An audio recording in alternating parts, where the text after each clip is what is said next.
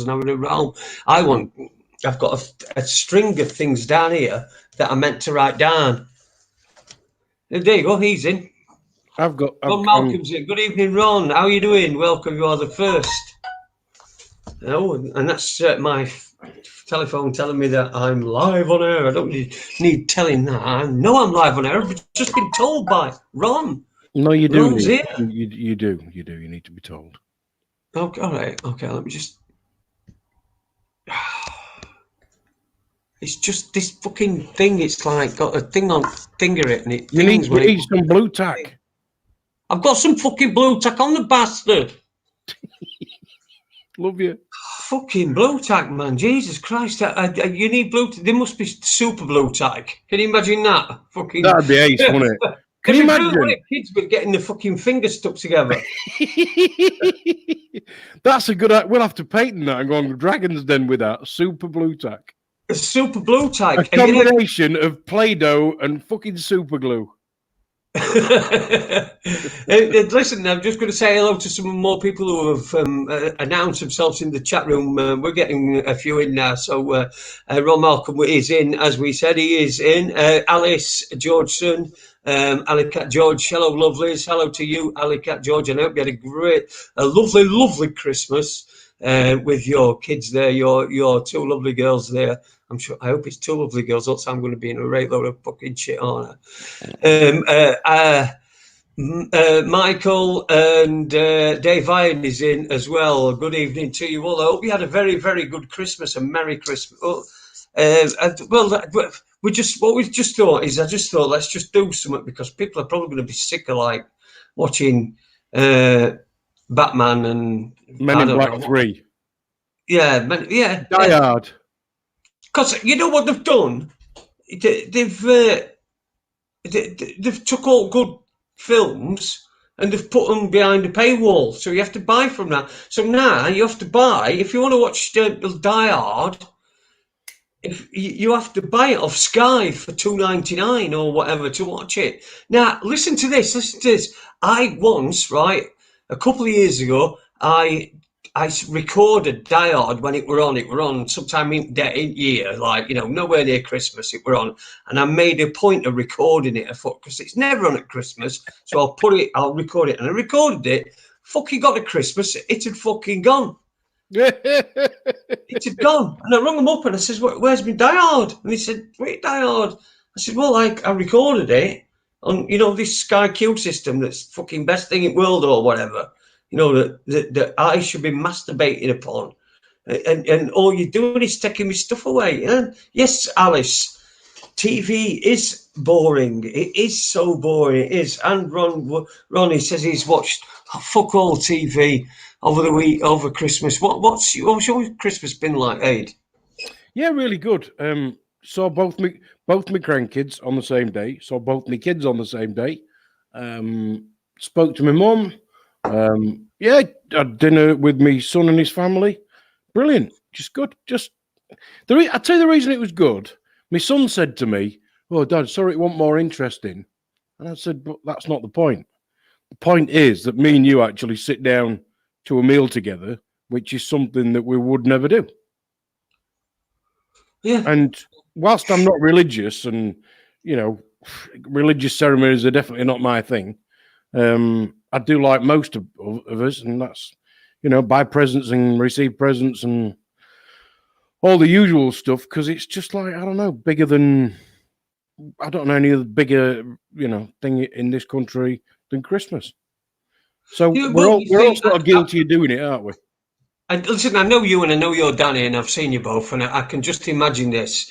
This scenario that's going through my head.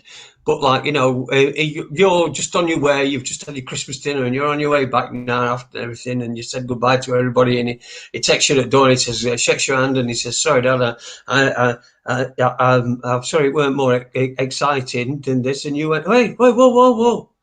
This comes to pass when a child is born. And rubbing him on the cheek like that would have freaked him out no end. Instead, I sang Cats in the Cradle to him instead. All right, with the phone and all that. Yeah. Actually, I didn't. I just had a a video of Shaping playing on my phone. No, I didn't really. What I was going to say. No, the other thing was we ordered a taxi to get from my son's house to the pub at lunchtime. Actually, I rephrased that. My son ordered a taxi. Yeah. Anyway, taxi come, and on the way there, my son says to the driver, he says, I bet you love Christmas, don't you? Anyway, the guy was Asian, whatever. And he said, yeah, I do. He says, but I want to get home so I can cook me dinner for my missus. And he said, what do you mean? He said, we've got an old couple who live next door to... I mean, he's a Muslim, this guy. He's got his wife cooking a traditional turkey lunch for him, his wife, and 2 kids for when he finishes his shift, right? Because there's an elderly white couple live next door who are able to do it for themselves. So a Muslim family are having a Christmas lunch for the couple next door just because they can. And I thought, how good is that? It might have been some bullshit, but it might have been true. I don't know. But how good is that? That's great. Well, because they mentioned it to you and they spoke to you about it, it now exists. Whatever it is, whatever they did or whatever, it now exists because it exists in your head, and you've told everyone else, and now it exists in everyone's head, even super leaders. But not. I don't think much stays. I don't know, because there's lots of space for things to rattle around in for a while, isn't there? That's right. They do say an empty can makes the most noise.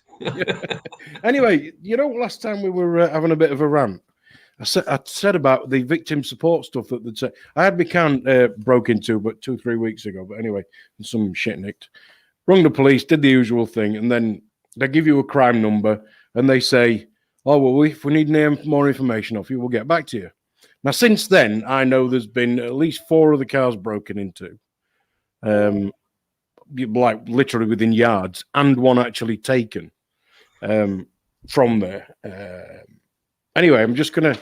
This is the victim support letter that I got. Now, just to give you kind of a bit of geography, I've got a Sheffield postcode, and I've got the place where my car was damaged and broken into was in Sheffield, at the Sheffield Arena, or in one of the side streets around there. So, of course, I reported it to Sheffield Police, or South Yorkshire Police. We've got a really good track record with dealing with things. And I live over the boundary just into a little peninsula of northeast Derbyshire. So technically, about half a mile that way, there's a border that somebody drew on a map. And this is the letter I got from Victim Support. Dear, and in a different font, Adrian Hardy. So it's not a standard letter at all then.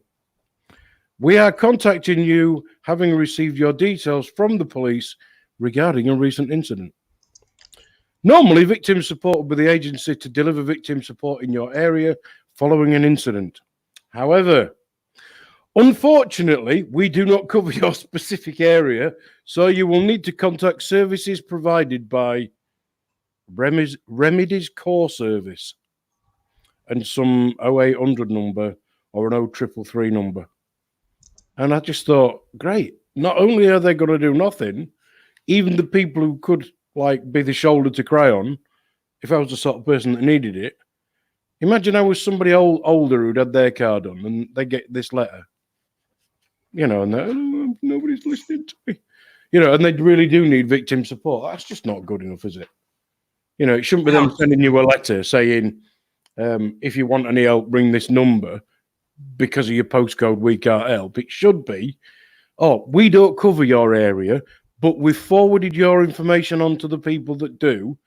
Here's their number in the meantime, if you want to speak to them. But hopefully they'll have already been in contact with you by the time this letter arrives. No, they don't do that.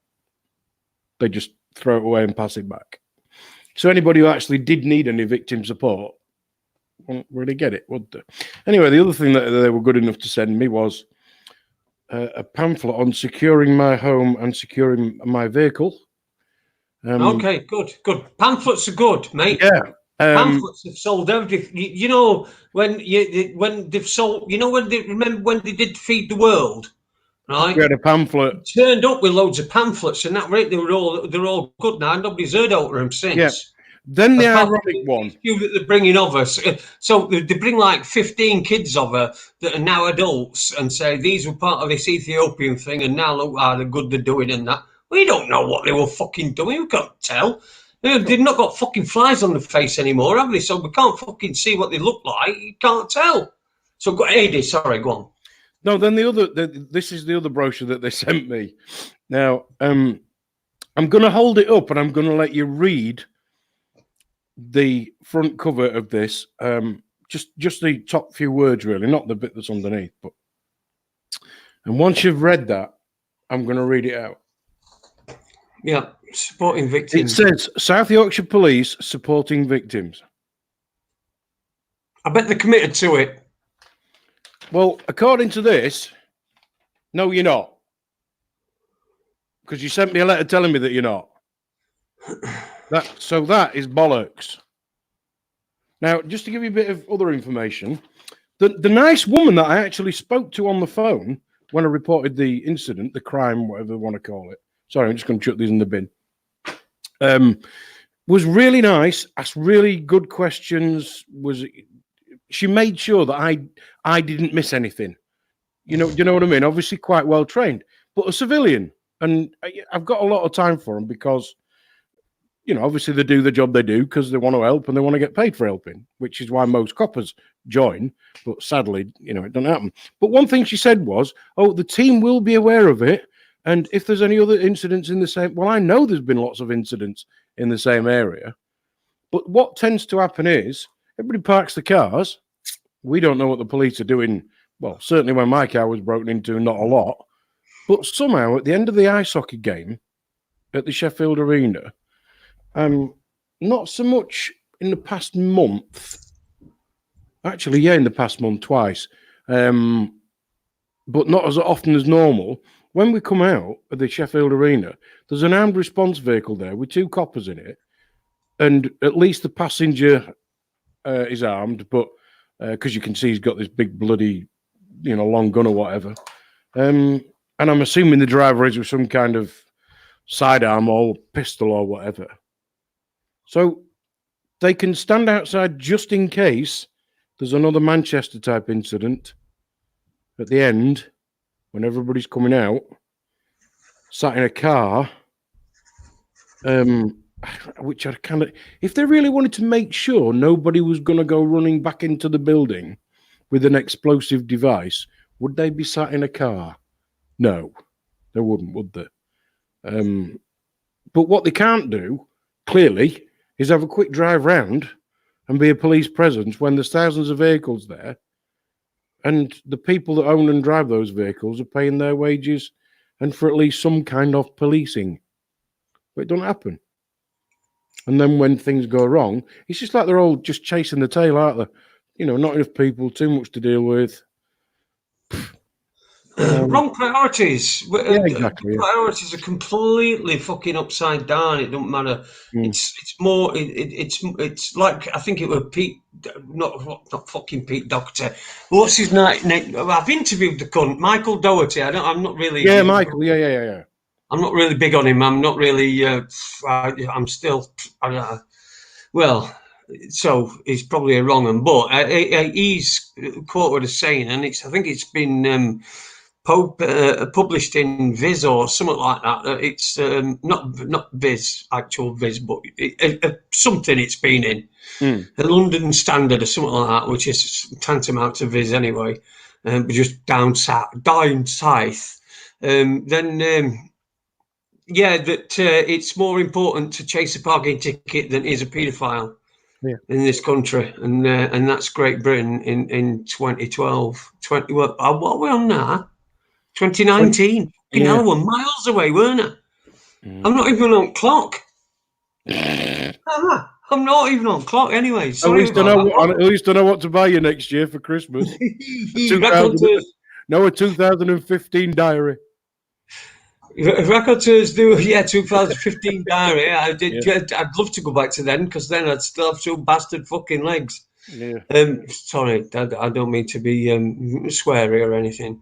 No, but you do have a bit of right to be a bit pissed off about how it all happened. Come on. Oh yeah, I am pissed off, but you can't show it to other people, because then they've Right. won, haven't they? Whoever's put this on me has won, because it's been put upon me, hasn't it? It's been thrust upon me. But, somewhere I must have gone through the fucking shadow of the valley of death too fucking fast, or something, or trodden on grass when I were on my way through, or something daft like that. So they think, right, next your fucking life, that's having no legs. See how that fucking likes it then. See whose grass you walk on then. That's what they were doing. Yeah, It's in fucking past. It's one of them fast lives. it is. So come on, then who we got in the chat room? I was just going to say, James Owens is in there. Newbean as well. Nice to see you again, Newbean, from over there in Scandinavia. Hope you've been enjoying this holiday period. I hope you've been happy. So, I hope you've been enjoying that as well. What did I want to... no sign of, so far, there's no sign of Taylor, uni black sister, but probably is up to his neck in selection boxes, so we might not see him for like a month or two. Do they have So selection boxes in the States? I don't know. We ought to Or is ask that a him. Cadbury's kind of thing? God, that's a thought, isn't it? I don't I know. mean, what name? Hang on a minute. What name do you think Americans would give to a selection box if it was a thing? They wouldn't call it a selection box, would they? No. It'd be something like a fucking unicorn tray. Yeah, or a special edition collection. They don't, yeah. And please don't just remember these are all we all say these are for kids, but there's a lot of people probably up now who've got kids who's eating the selection boxes. They're going through the kids selection, but them Maltesers a few days ago. But I actually would open that selection box, mother. Shut up! Yes, you fucking have. Yeah, and have you noticed how it's always the bounty bar that's left till the end? I like a bounty. See, Yeah, but I think when I was at school, I was a bounty bar. Okay, why? You know, in PE and games when they were picking teams, I was always left at the end. I can't imagine why. I thought you meant black on the outside and white on the inside. No, the coconut thing. No. Oh no, it's not opposite, is it? It's same, isn't it? Yeah. That's what somebody could say to another person who's black. Could say to someone and call them a bounty. No, I mean, on the outside, white on the inside. No, what I mean is when you've got just invented another racism, everybody. Bounty bar.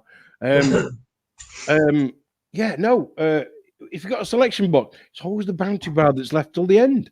And that was me. I was always left till the end in PE and games at school.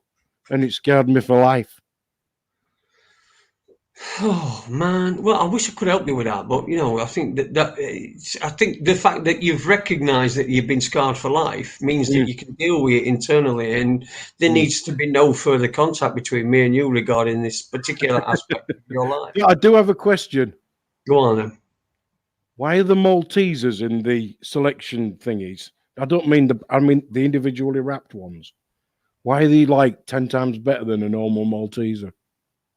What do you mean the individually? You know, is it Sensations or Quality Street or whatever one they have the Malteser in, and the individually wrapped one? I don't mean like a box of Maltesers, just like mega thick chocolate, and they're really good. It's just a dilemma. Now, listen, I'm not really a big chocolate man, and to be fair, in our house, with my missus bar, I'm not going to get near any fucking chocolate. It's like if there's any chocolate comes in the house, I'll walk into. I won't walk, but I'll fucking roll into the kitchen and I'll go, "Oh, can I have a piece of chocolate?" And then there's like this, like a fucking. So no, I don't get much chocolate in this house, but I don't mind a Malteser or two. And it'd be interesting to know if anybody knows if they have selection boxes in America as well. We could make this into. We could bring the world together. We Do they could. have selection boxes in South Korea or North Korea? No, it's America, because Americans, even though they speak English, they kind of change it, which is all right. I mean, bloody hell, so anything that's travelled thousands of miles, What they it's going to change, change? isn't it? What they Well, change? well, it's like how they spell colour, or they call it basil rather than basil, or what's the other one? Oregano instead of oregano. Well, That's just be awkward. yeah, I know, but then they've got the other bit right, haven't they? We've got a bonnet on a car, a bonnet. A bonnet goes on your head. Come on. It's not a very man thing, a bonnet, is it, on a car? So where's a car's head? No, but the Americans call it a hood. A hood. That's a man word. See what I mean? It's just, and that's fine. That's why I'm interested as to whether or not they have selection boxes. It would be interesting. I know they do have eggnog, which I think we call snowballs, don't we? Yeah, but it's kind of eggnog now over it. I'd just call that vomit in a glass, me, to be honest. It's a bit like thin trifle with alcohol in it. Yeah, you see, everyone's coming in and just warming to your Christmas spirit and the experience, and just learning about our there's people from other places and other cultures that are listening that want to understand our culture. And what you're doing is telling them that one of our base Christmas staples is just basically a little cup of sick. Yeah, it is. I can remember when I was a kid, my mum at Crits used to celebrate by having a snowball. And I always remember the bottle of Advocare had all gone off by March because it had never been drunk. Because the only time my mum had a snowball with, I have to say, those, what they call them, glacier cherries you used to buy in a jar. And my mum used to have some plastic cocktail sticks to make a snowball look professional. It didn't. How can you stick a fucking snowball? How can you stick a cocktail stick through a fucking Fox's glacier mint? No, not a Fox's glacier mint. All right. Glacier cherry. It's like that's what they call a glazed cherry. Yeah. Glazed cherry, is it? Yeah, one of them. Yeah, they're awesome, aren't they? Them. Oh, mate, great ammunition in a food fight, but other than that, they're shite. Well, they're all right for picking shit out of your teeth. Aren't they, though? After you've eaten, when you've won your food fight and you've eaten your victors, you leave all the food behind. That's just like ammunition and stuff. You eat the actual people that you're victorious over. That's what we should do. Yeah. That brings a whole new meaning to the Hunger Games. Well, this has brought me to this other thing as well, and it's been bugging me for a bit, and because I've not really been. Let me just tell you first. They've tried to get me in hospital on fucking Christmas Eve. What? Yeah, I've got this. They thought I got fucking sepsis. So I had two fucking nurses come round, and then a fucking doctor came round. And I says, "You're not fucking putting me in hospital? Not a fucking chance." Anyway, so they give me this huge dose of antibiotics, which, as you can see, because I'm here now and able to talk to you and be pretty much okay, that they're beginning to work. But fucking want to put me in fucking hospital on a Friday? I said, fuck that, I'm not going in fucking hospital on a Friday. Well, nobody's there.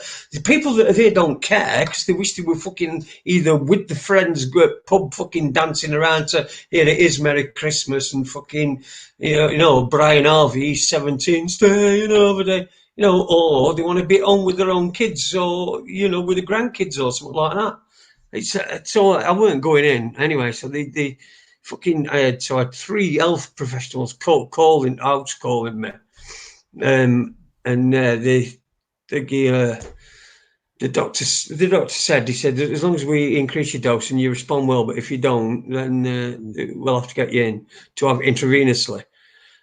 So dodged that bullet, and I'm getting better, so I won't need to be in. But I've been feeling proper rotten. I've had to fucking send messages to my mates to like you, saying I'm not fucking ignoring you. To like Eve's in fucking Bulgaria. sent me a cracking picture today. I'm going to try and hold this up. This is me and Eve from must be 15 or 20 years ago. He sent me this picture, so I'm just gonna get. Oh, there we go. See if I can get that up on screen. See if we can. You can see that there. Where are we? My word. Hairs and everything, man. You had hair? Hair. I had hair. Look at me hair. I can remember when you had hair. My word. Yeah, cool. Yeah, Alice. Yeah, I don't have sepsis. I've not got sepsis. They were just worried about it. Kept taking me temperature. But I was having like these fits as well. I was like fitting. So I'd start getting really cold, and then my hands would go completely cold, and then I'd just start shaking. I'd start shaking, and I'd shake to such a point whereas I almost stopped. You know what I mean? I was just that fucking tighten up, and having convulsions and fits and all sorts of shit. So anyway, they didn't take me in it, and and I've responded to the antibiotics. I've had no note like that since. So we're on go for 2020. Oh, the year of the perfect vision, isn't Yeah. it? Everyone next year. That's what Boris Johnson should have said in his fucking. Man, you didn't need to, did he? He beat Corbyn hands down. This is what Corbyn should have said. Everyone next year, if I voted in, everyone will get 2020 vision as part of the it being 2020 and all that in it. Well, you know my son Danny, and Yes. one thing we were talking. This on Christmas Day, there was, I think the telly was on, and there's some news come up or whatever, and they'd said something about the recent election or whatever. And my son turned to me, and obviously I talk to him and I tell him bits and whatever, but he's not fully on board like me. And he just turned to me and he just said, "Do you know?" He says, "You can tell that voting don't make any difference because if it did, they wouldn't let us do it." And I thought, that's for a one-liner. That's a banger. That's an elevator statement, isn't it? No, that's a huge one, isn't it? Yeah. If voting did any good, they wouldn't let us do it. If it really made a difference, they wouldn't let us do it. We don't know it don't make any fucking difference, does it? But we're not really talking about politics tonight, are we? We're all about We're all about the Christmas thing, aren't we? That's going on around us and all the fucking shit that's the Yule log. That fucking, I think that's been the most exciting part of my Christmas.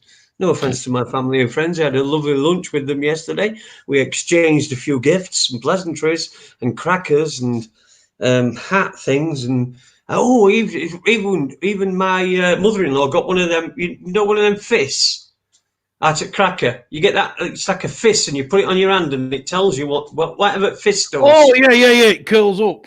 It tells you like on thing, and it tells you what you are, and even though people don't know what fickle at that age, don't know what fickle means, but you know it's still on there. And so I think kids probably think that that's like, you know, if you get fickle, it's like jackpot. It's like getting 3 bars, isn't it? And there's no coins coming out of fucking things. It's only like a red thin thing, isn't it? Jesus Christ! But you know what I've got, and I think this is the first time I can say this, but I've got a toy that I won from a cracker from last year. I've still got it, and I'm still using it now. And it were a little box of screwdrivers for my glasses. Oh yeah. You know, because I keep buying them from like Poundland and B&M bargains and stuff like that. So like the crap and all, things start coming out. So then it becomes like a between me and the arm. And can I can I keep it in? So and how long can I make a pair of Poundland glasses last? With the help of a screwdriver. Okay. Oh, here we go. Gary Maskill. That fucker Mark Windows has me shadow blocked because he supports Creepy John Kitson and Mark Steele and doesn't like Logical Annie. Listen, if you wanted to, I could tell you about the start of Raconteurs news and about how everything fucking went down and how it ended up how it is and what Mark Windows had to do with that and everything. I'll tell you the fucking whole lot of it because it's a fucking story that needs telling, because there's some people that have slipped away from scene or were behind scenes anyway, that fucking, you know, people need to be aware of. Let's just say Mark Windows is one. I'll tell you, Mark Windows, for a fucking start, I'd let you chop me cock off if I'm wrong, is a wrong un. Yeah, I have to admit, over the years, your radar for people who don't have the best of intentions for the benefit of everybody is immense. You've got a really good radar for that. I'll give you that, mate. Absolutely. There you go. Don't steal the Jace. Oh, we got off Christmas though, didn't we? Did you? I didn't get no socks this year. That's funny, isn't it? Do you know, I was actually listening back to, can you remember the show we did with the guys from Leeds who were talking about charities and homeless, and because he'd been homeless, and now literally a pair of new socks is what a homeless person most asks for. Yeah. I was listening back to that the other day, and I thought, and then I actually saw on, you know, all these charity bloody adverts that go on all the time, like for the donkey that's got long toenails and adopting a polar bear and a penguin and adopting anything. There was one of them on, and they basically came on about the same thing. And I thought, do you know, homeless people and socks, that is a, do you know, it doesn't have to be Christmas, but nobody should be homeless, should they? Oh, of course. No, nobody either should be in a financial or a mental state to be homeless or uncared for. You know, we can't save the world, but socks. Apparently that's what they want. They want socks. So don't give any money to a charity. Just give a shitload of socks to homeless people. In fact, I'm going to give all my socks. Well, I'm going to give all left ones. I'm going to give all left ones for now. Like, yeah. I'm going to keep me dress socks, my fancy socks. Yeah. You know what I mean? I'm going to keep the left ones on them, and probably a few of the, you know, I've got some. I'm not having this. I'm not, because if you buy a pair of socks, it's like buy one get one free without a buy one get one free, isn't it? Well, yeah, but you see, once if I get a pair of socks, I can't have one and you know, and keep the other one waiting, because it's just going to be. It takes me ages, especially now I'm on my arse a lot of time. It takes a lot of time for me to wear through a sock. So instead of doing that, I just put it out of misery early and chuck it away straight away. You see, I think because you don't do hardly any walking on your feet, your socks last twice as long.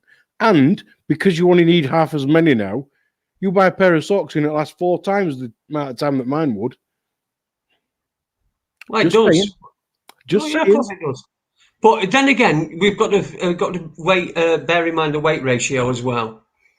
You know, you're going to you probably have a thinner sock than me. You're going to get through it a lot quicker than me because of there is a little bit of a weight ratio. I mean, I've only got one leg, so actually that's true. I've not got as much weight. So actually, I was going to go to the doctor and say I need some help with losing weight, but you've just come up with the ideal answer. Anyway, you know, this fucking. I know we were talking about TV earlier on and there's no on, but it's the shit that's on in between. It's the shit that's on in between that's fucking doing my. Have you seen this now? Right? If you're a bird and you're not fulfilled or out, you go and buy some Johnnies and then you'll win an orgasm. Fucking win an orgasm.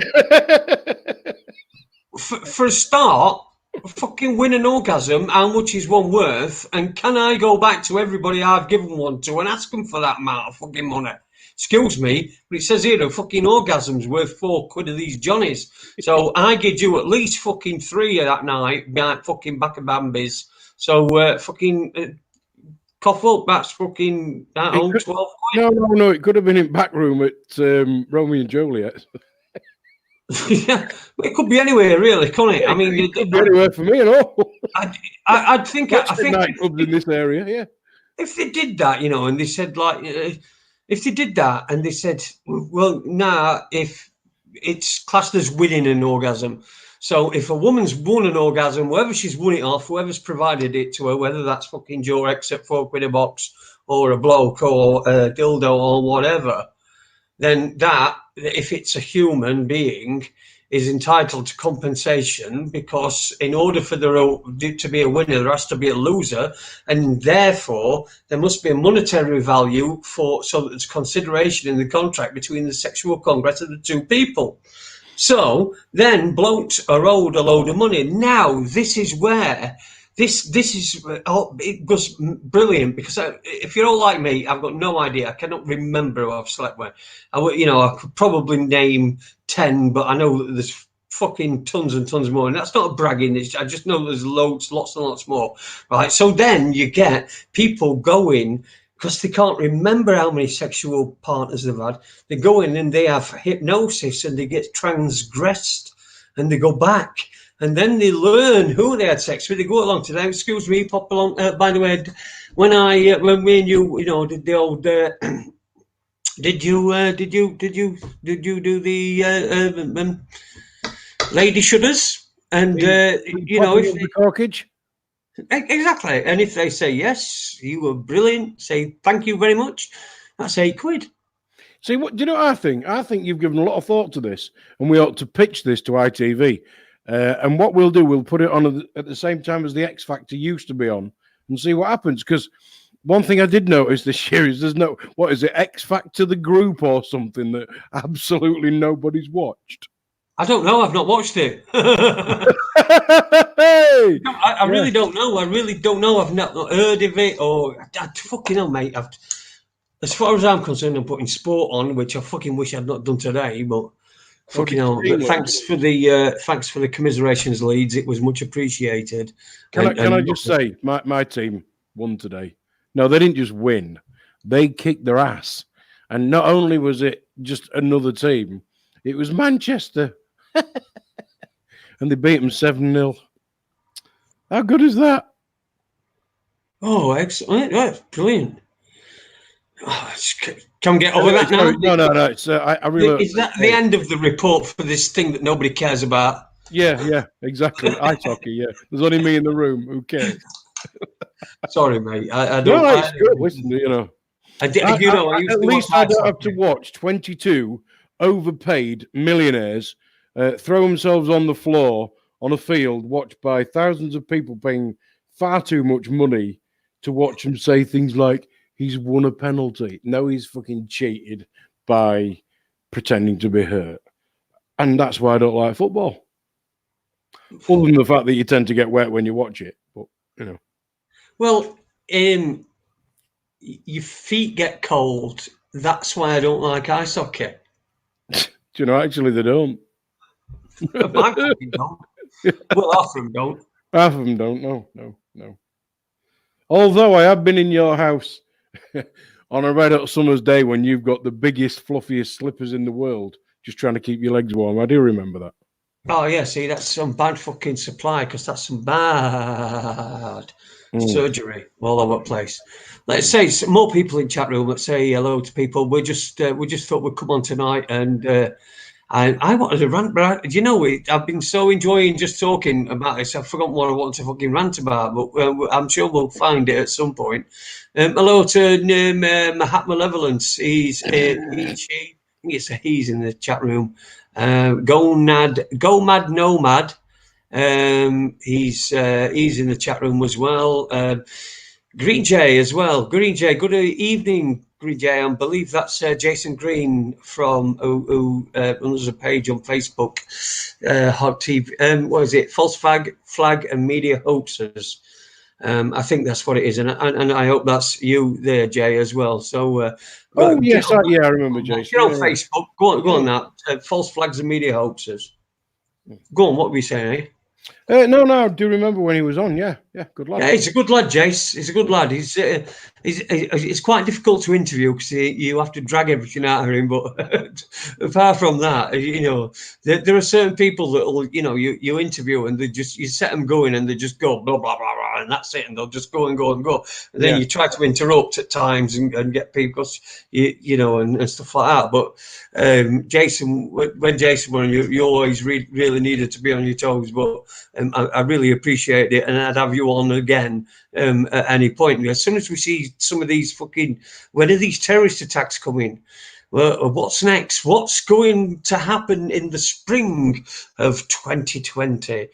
Have we got any? Have we got any clues? We've got any leads? Heath's in room as well. He's over there in Bulgaria. Good evening to you in Bulgaria, Heath.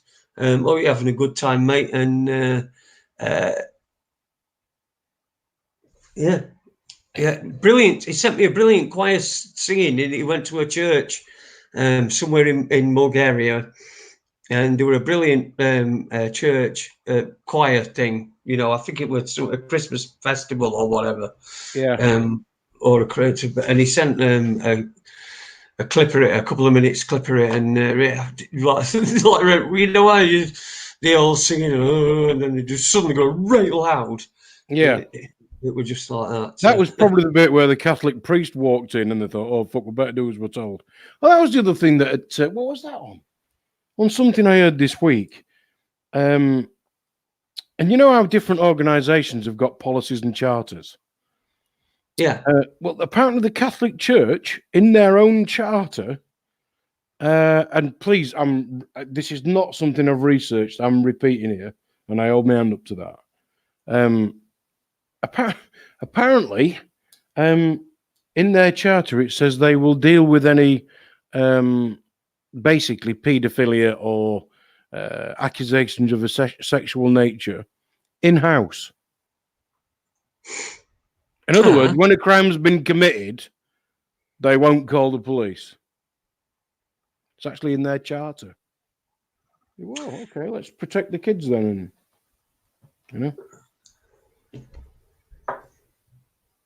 Anyway, another ice hockey thing today.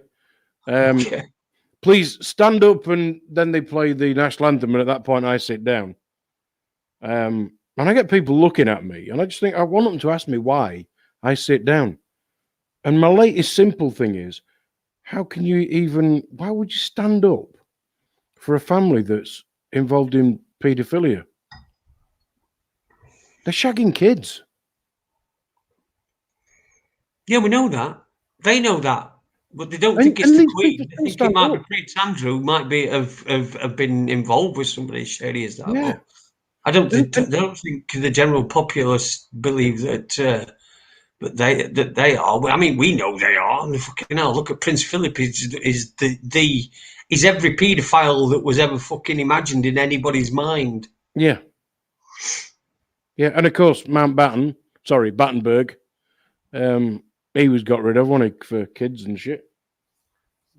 Shell Destroyer has put in that church always protect their own, much like what was there was a film I went to see 3 or 4 years ago, and I want to say Spotlight, and I'm going to Google that on my tablet while I'm talking.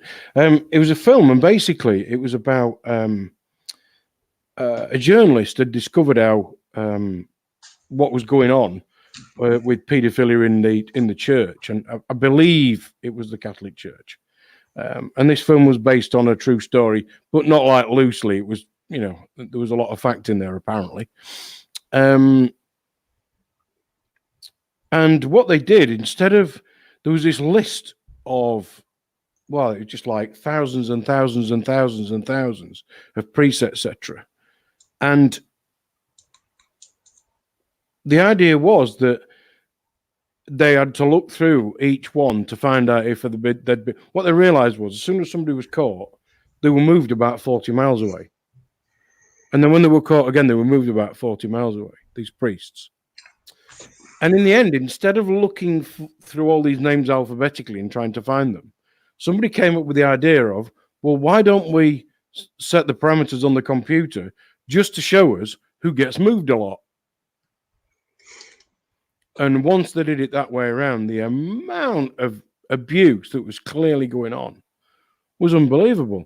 I'm just putting this in Google now. Hang on a minute. Spotlight a film. See what comes up. Well, while you're doing that, I'm just going to let Mahatma Malevolence know that he's just put a message in the chat box saying, please interview Chris Kendall on Media Hoaxes. He's a veteran who knows his stuff. So I'm just writing that name down, and then I certainly will. Yeah, and if anybody else has got any ideas about, who we ought to get on, or I'd love to get Max Egan back on, and I'll tell you why. I listened to, and if anybody doesn't know Max Egan, I think it's the Crow House is his website, and he's quite eager for people to actually look at his stuff on his website, because when all the bloody YouTube stuff, not really got control over it. So go to the Crow House. But anyway, Max, great guy, Australian, and the video that I watched was only a couple of days old, and it was only a couple of days ago, so it's really recent. And what they were looking at was what was being described as bushfires burning out of control, as they do, and it is a natural thing in Australia, in the bush, because some of the seeds need actual fire in order to explode and rejuvenate. So it is a nature thing. But at the moment, the fires are burning a lot longer, a lot bigger, a lot hotter.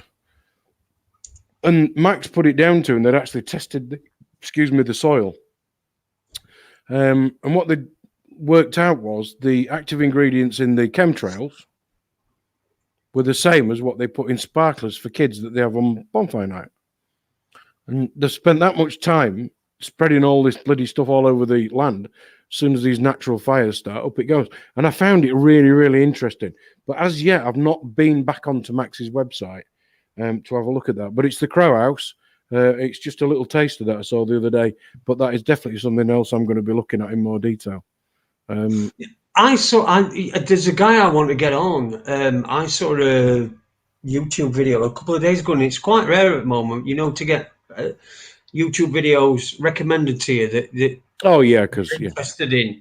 Because of the algorithms now, yeah. Mine just send me poker ones because they know I'm interested in playing poker, and fucking car crashings. You know what I mean? Someone's fucking dash cam, some shit like that. That's all I get. But I got this one, and it were only about 10 minutes long, but it was about Mark Steele and the 5G. And I can't remember what it was called, but I'm going to find out, and I'm going to try and find the guy and interview him, because I think he did reference a couple of things that had gone on, a couple of things that had involved me and involved Raconteurs News a bit ago. But fucking hell, I can't fucking remember what we. I'll find it. I'll see if I can find it. I'll see if I can find it while you're talking. Right. Yeah. God, I tell you what, we've talked about stuff though, haven't we? Even just tonight, and all this stuff that's going on in Australia. And what Max was talking about was the water. They've dammed all the rivers, and bearing in mind that most Australians live literally within, I think it's 60 miles or 60 k's of the coast. Well, rivers don't start near the coast; they finish near the coast. So if all the people are living near the coast but need the water from the rivers from further upriver, apparently what they've done is dam the rivers, and they're taking the Australian government have given permission for these private companies to take, which is an underhanded way of saying the Australian government who are puppets of the control system that says they're going to allow them to do that. And basically, they're taking this water, stealing it, bottling it, and selling it to China, which leaves the Australian people with tinder dry forest and all these chemicals all over the floor, making these fires burn hotter. Greta Thunberg, or whatever her bloody name is, and all the fucking idiots who are controlling her. Trying to convince, that it's some kind of global warming, and then trying to convince us that we have to stop carbon and pay for the privilege. It's like, fucking come on. This is what's going on. This is what's going on. This is what we're facing. And really, that Greta, whatever her name is, she's just a victim of bloody child abuse. Because what they're doing to her is child abuse. That's what it is. Yes, it is, but I don't think it's something that don't know that she's doing. Oh no, I think she's being incredibly well manipulated from an incredibly young age, because no doubt she's related to this child of, or whatever, of somebody who's got a very, very, very big hand in the game, and a very, very, very big dog in the fight.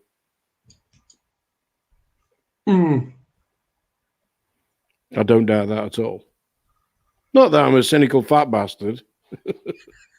No, listen, I found fucking all sorts of stuff. I've been looking for that Mark Steele thing, and probably as I expected. I don't know if it's still there. I can't remember. I really wish I'd make a note of stuff when I fucking find them. And this is things, but it was another geezer who was on talking about, and completely unrelated to the analogical stuff. Oh yeah, because a lot of that happened while I was away, wasn't it? Yeah. And I remember you got Annie on while I was up in Thailand, didn't you? It's about a year ago. I think I got between Christmas and New Year last year. Yeah. So it was somebody who was separate, but pretty much got the same message as Annie had got. That he were a charlatan, and he were a prick, and he shoots young girls in the head, allegedly, Your Honour, allegedly. Just in case, you never know, don't you? They might fucking award me about £6 million for chopping my leg off, and then some cunt will take it off because Mark Steele fucking said that he shot somebody in the head, which he did, but I don't think he did. Well, he did, but he got done for anyway. I think he would probably. I know them gangs up there, them Geordie gangs, and Heath will know them because he's up there, lives up there. He'll know all of them inside Geordie gangs. He's been on all them fucking snooker places. He knows how it works. What will have happened is he won't have been able to do that himself. He'll have took the fall for somebody who would do that, because someone like fucking Steele's not going to have the balls to do that.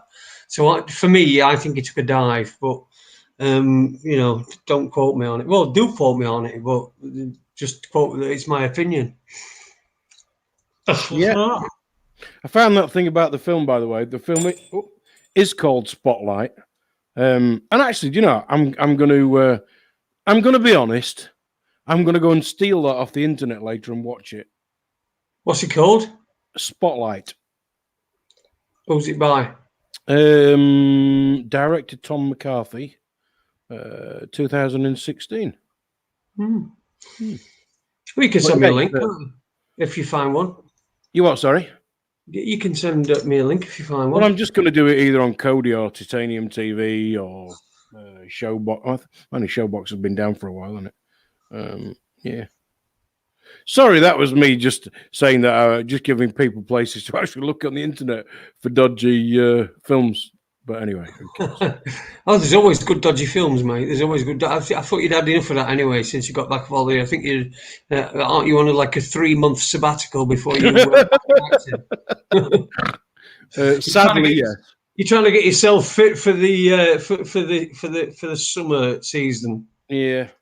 No, honestly, but I love Thailand, partly because of its honesty. I think. And the honesty is that they're willing to let you part with your money if you're stupid enough to do it. And I kind of respect that in some way. Because here what we've got is a culture where, sadly, everybody's left scraping around for crumbs. And in the words of George Carlin, let's face it, the upper class own everything. The middle class are there earning everything and paying the tax, while the upper class own everything and don't pay tax. And the lower class are there just to remind the middle class that if they don't book the fucking ideas up, that's what's going to happen to them. Well, and, yeah, you see, I don't think it's quite as easy as that. I think Oh, I it's don't think more it's as set easy as than that, that. but you know. I think it's like, right, we've got all money. We'll give you a fucking shitload of money, more than you can believe, to protect us, and fuck rest of them. Mm. That's exactly what it is. Fuck them. It's, what do they want? You fucking get, what do they want food for? They don't earn no. They don't do anything. They're not of no fucking they're of no nature. They're not natural. They're not like us. You get them away. That's the fucking sort of shit you're dealing with. And Mm. so you can't deal with them by fucking drawing a little cross in a box No, you and get can't. rid of the fuckers below them who are fucking, who are just passing off their fucking gimmicks. Yeah. Fucking hellfire. Don't matter what badge they wear, what colour they wear, whatever, the agenda still carries on in the same way. Society of the Spectacles just popped in. Oh, fuck off. Hang on. I've just got up for 2 hours. Okay. I've just had a fucking update and thing or whatever. Denny Max was on Raconteurs News. He's been on a few times. Max Egan, yeah. And somebody else put, and this is, this is probably sums me and you up in like two comments. What? Only intertwixt by another comment, but Society of the Spectacles put Mark Passio is okay. Yeah, Mark Passio was really good with words. And Galaxian then put afterwards, and this is probably where I am. Mark Passio is a money grubber. I think he means grabber, but grubber is quite a good one as well. I have got no, I've got no fucking beef with Mark Passio, but I don't really watch that much of his stuff because I think it's forced on you. I don't like things that are forced on you. You know what I mean? Someone's telling you something, and someone's like, you got to do it. I don't like that. I don't like that forcefulness. So maybe it's in there in the presentation, and I'm not saying my presentation's any better, and my message gets fucking across any better or at all even. But that's the way that I feel about it. I feel it's aggressive, and I feel that it's exclusive. If you don't actually agree with it, it's exclusive to the point where you get off and you go away, rather than having a little bit of leeway so that certain people on certain sides could be there. If you understand what I mean. Yeah, I know what you mean, because I mean you're never going to agree with everything somebody says. I don't know, David Icke. I've got this in the back of my mind that he's saying, why has the guy not been suicided? But on the other hand, a lot of the stuff that he comes out with is good stuff. Apparently well researched. And I'm kind of stuck between this. What he says and most of what he says, or a lot of what he says, I kind of get and I agree with. But there's this, and I'm kind of torn, because if he is bang on the nail, why have they not outed him? Why has he not gone? Why has he not been suicided? Because I know allegedly you start off, talking to less people than you could fit in a phone box. But now he's talking to a lot of people, which is good. But if it was anybody else, they'd have gone by now. Yeah, do you see there? I don't get it. I don't agree. Shall we say? Good. I don't think he would have been suicided by now. Yeah. I don't. I think that while ever anybody, you say David Icke to anybody who's not seen one of our shows or seen one of his shows or done any research into anything, they'll laugh. Yeah, and that's still got value. As long as that's got value, then it's to He's all suicide. right, and he's kind of safe, is what you're saying. Yeah, yeah, yeah. It would put a magic marker over what he's saying. Yeah, I get that. Yeah, I see what you mean. Whereas now you say to anybody, David Icke, and if they're not, God, I don't want to say awake. If they're not got the fucking eyes open, right? Because awake, it's a thing that's natural in it. You wake up when you naturally wake up. But if you can't see this thing, if you're fucking blind to it, then every time someone says David Icke, it's a laugh, it's a joke, that pub, and there you go. That's easy. It's gone. That's easy to fucking get rid of, isn't it? You don't need to worry about him anymore. And it's like they have. I'm getting your point, and I agree. That could be a good reason for it. Why he's not been suicided, but. Well, we're glad he's not been suicided. I am as well. Listen, I wouldn't wish anybody dead. I wish some people weren't twats while they were here, but I wouldn't wish anybody dead. Well, actually, I would. The Saxe-Coburg, well, Cliff Richards for me. Hey, Cliff Richards for me. Yeah, I'm in with that as well. Because I don't know, this world would be a better place without him. That's all I know. Well, of course it would. It would be a fucking far better place. Yeah. Denny says he can't still. I could still listen to Ike. I don't think he's far wrong. That's not a. No, and I agree with that. I do agree with that. Nobody's arguing with that from you, dear Denny. Yeah, I agree with that. David Icke based. I don't know what that means. Mark Salone, we've had on quite a few times, Denny. Yeah, we have. Right. We have. In fact, it might be an idea to see if we can get Webby and Mark Salone on, and then me and you can just sit here and just talk out of his arses and get a free. Let them to shout at each other. But we love you both. And to talk to each other, and me and you all just have a cup of tea, and it's a free show for us. Yay! Yeah. There's another show. We love them both. You know what I mean? But isn't it good? No, I think my point with that is, isn't it good that people can have a different opinion? Even two people who are, clearly both intelligent, clearly very awake, know what's going on, and yet still have a different opinion about something. And that's good. That's good. There should be more than one opinion about things. There should be. Because otherwise... There's got to be. But the only problem with getting fucking Webby on at the moment is that Liverpool are top of the league and fucking beating everybody. Well, I have to say, I'm a bit in the same position. Fucking shit, you get it off fucking where. That is all. World champions, that is all. Oh, world champions beat fucking Flamenco. It's a fucking girl's name anyway. Who you beat? Jesus Christ. Where they go. Sheffield in the ice hockey existence.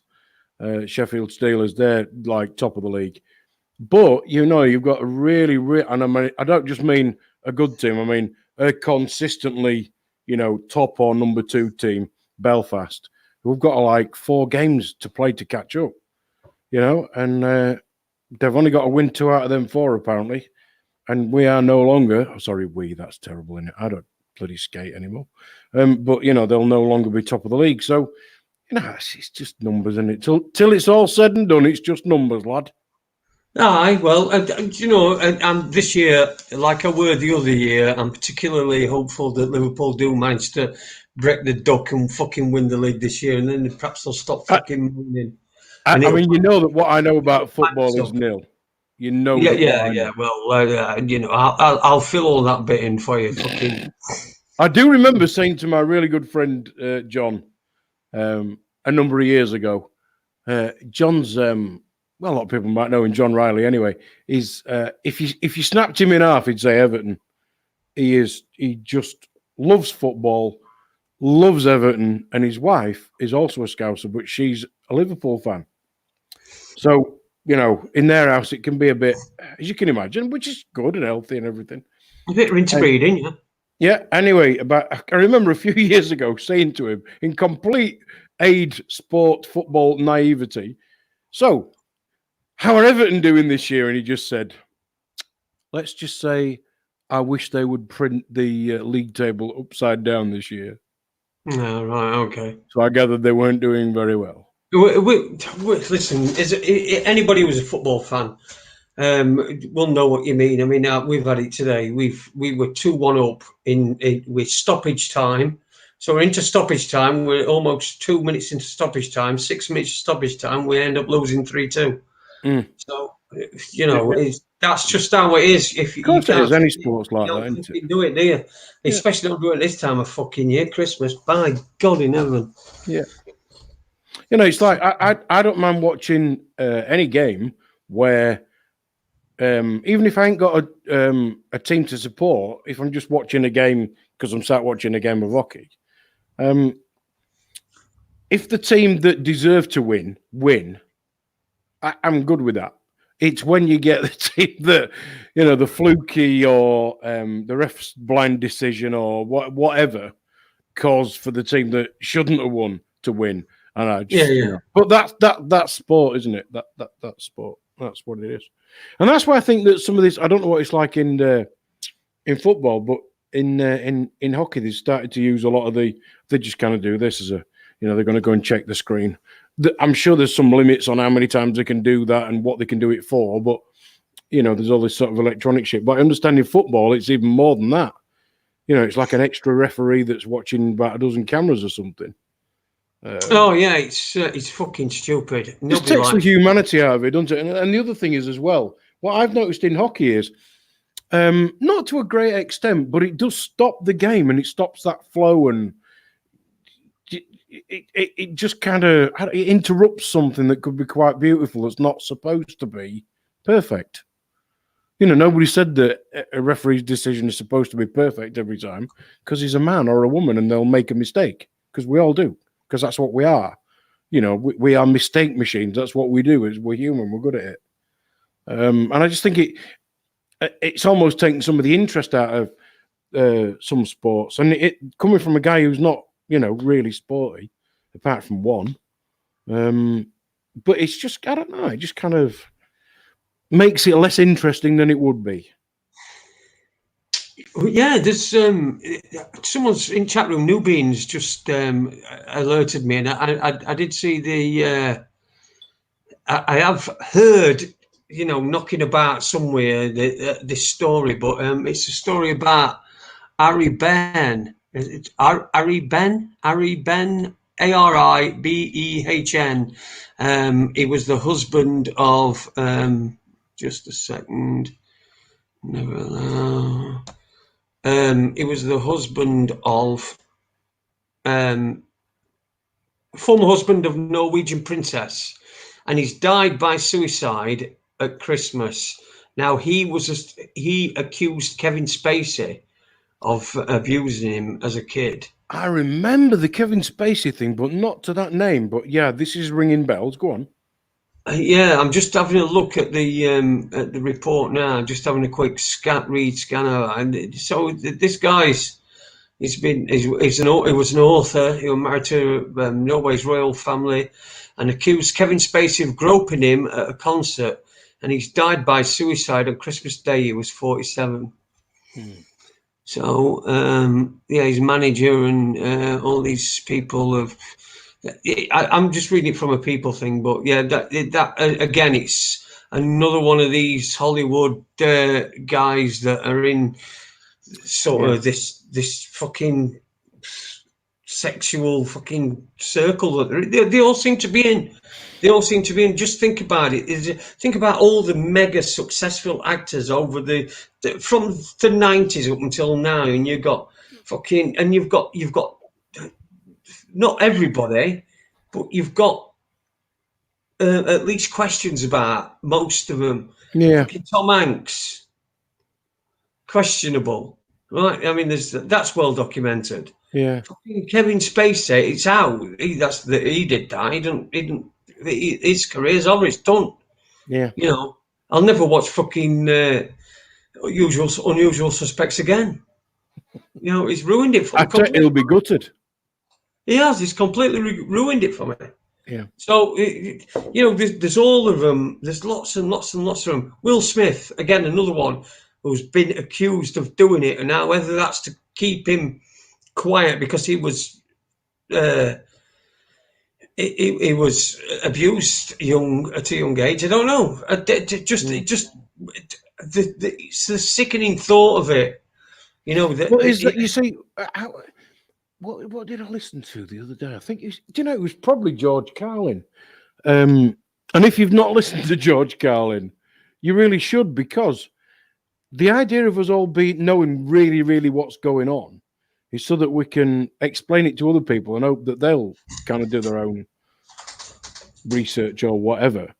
But George Carlin's got a way of putting it over that makes it amusing. I can't say that I sit and belly laugh at his stuff, but at least he makes it amusing. And it doesn't matter whether he's talking about religion or politics or whatever. He just looks at it from the point of view of the same one that we believe, that the politicians are in charge of nothing. The royal family aren't, and he's quite. Bearing in mind that a lot of his stuff was done over a 40-year period. He went through a time when some of the things that are now okay to say really weren't, but he found a way of doing it. And a lot of what he says is amusing, but very, very true. So I've been listening to quite a bit of the George Carlin stuff recently as well. Yeah, you see, and that's the good thing about this platform, this show that we've got, because I wouldn't have thought about George Carlin because I saw all that 10 years ago. I tell you how he explains it. He said the media are at the crossroads of shit. Because the media report what religion's saying, the media report what the politicians are saying, the media report what the people are saying. And they're at this kind of crossroads. But then when you realize that the media are owned by the same people who own the banks, who own the newspapers, and the same people who own the big pharma, and the same people who own everything, all the big influential stuff, are the same. And it all makes it look very, very simple. It's not. It's quite complex. But I don't know. George Carlin kind of puts it over in a way that you think, well, actually, I might not agree with you, but fucking hell do you get me thinking? For me, if I watch George Carlin, I always think, well, yeah, I get that. And I always like to think I'm a little bit ahead, you know what I mean? I saw it a long time ago, but that's what makes this, because there will be people that won't have heard of George Carlin before, and won't have and really should go and listen to his stuff. Whereas I wouldn't have thought of mentioning that, because for me that was 6-7 years ago or 8. And I think that's a reflection on what you said earlier, because you were on about it used to be a few months ago. If I was to put in, I don't know, JFK into YouTube, fucking millions of them. And then for the next 6 months, I could put into YouTube crochet and it'd come up with JFK. Well, now that doesn't happen, because the things that we're now being pointed towards are not in relation to what we've been searching for. The things that we're now being pointed towards of videos of what they want us to think and believe. These algorithms, and it's not like it used to be. But don't you see that that sense of searching for has been taken out of us? Yes.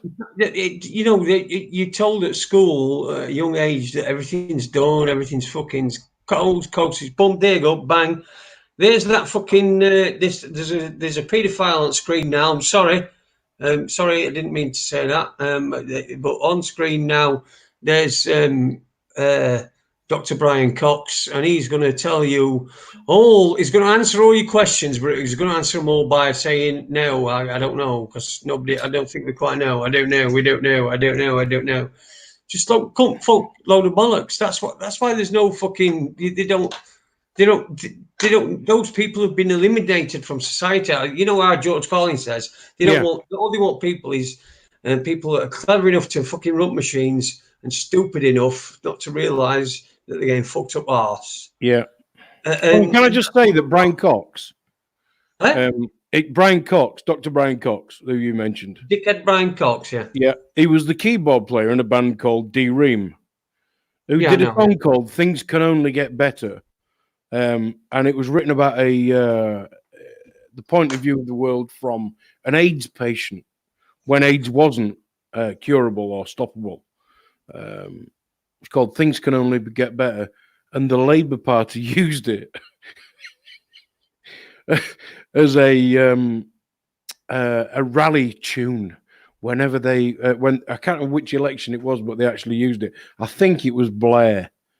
Of course it were Blair. Exactly, bread and circuses. Yeah, exactly. Things can only get better. So there you have this Dr. Brian Cox, keyboard player in a band, who's the so-called scientist on the telly, who's telling us all what to think, do, and believe. And he's not to do with the government, honest. Nothing at all. Nothing to see here. Well, no, but I mean, fucking, he's a wanker, isn't he? It fucking D-Ream Jesus. They were an Irish one-shot thing, weren't they? Deal. He just happened to be a kid who could play keyboard, going to the same college, I think. I think that's how it came about. But fucking hell. Anyway, the other thing was when what I've heard probably 4 or 5, and bearing in mind I don't search for news. If it happens to be on in one of my customers' houses when I go see them, or it happens to be on in a car that I happen to be in, but other than that, I don't look or search for the news. And in the past week, I think I must have heard 5 or 6 times, yes, but the science is settled on global warming. No, it isn't. But if ever they tell us that the science is settled, we'll go, oh yeah, the science is settled. The science is settled. No, we don't. We don't. Well, we don't. Exactly. But the Muppets who watch Emmerdale and EastEnders and, you know... The Muppets that watch Emmerdale and EastEnders and all the fucking shit, and then they're going to fucking donate £5 so that fucking cost that polar bear's fucking glacier mint's not going to last forever because there's a fucking clamp down on sugar. Fuck's sake, it's the same fucking thing. Might as well do the same thing. Yep. Yep.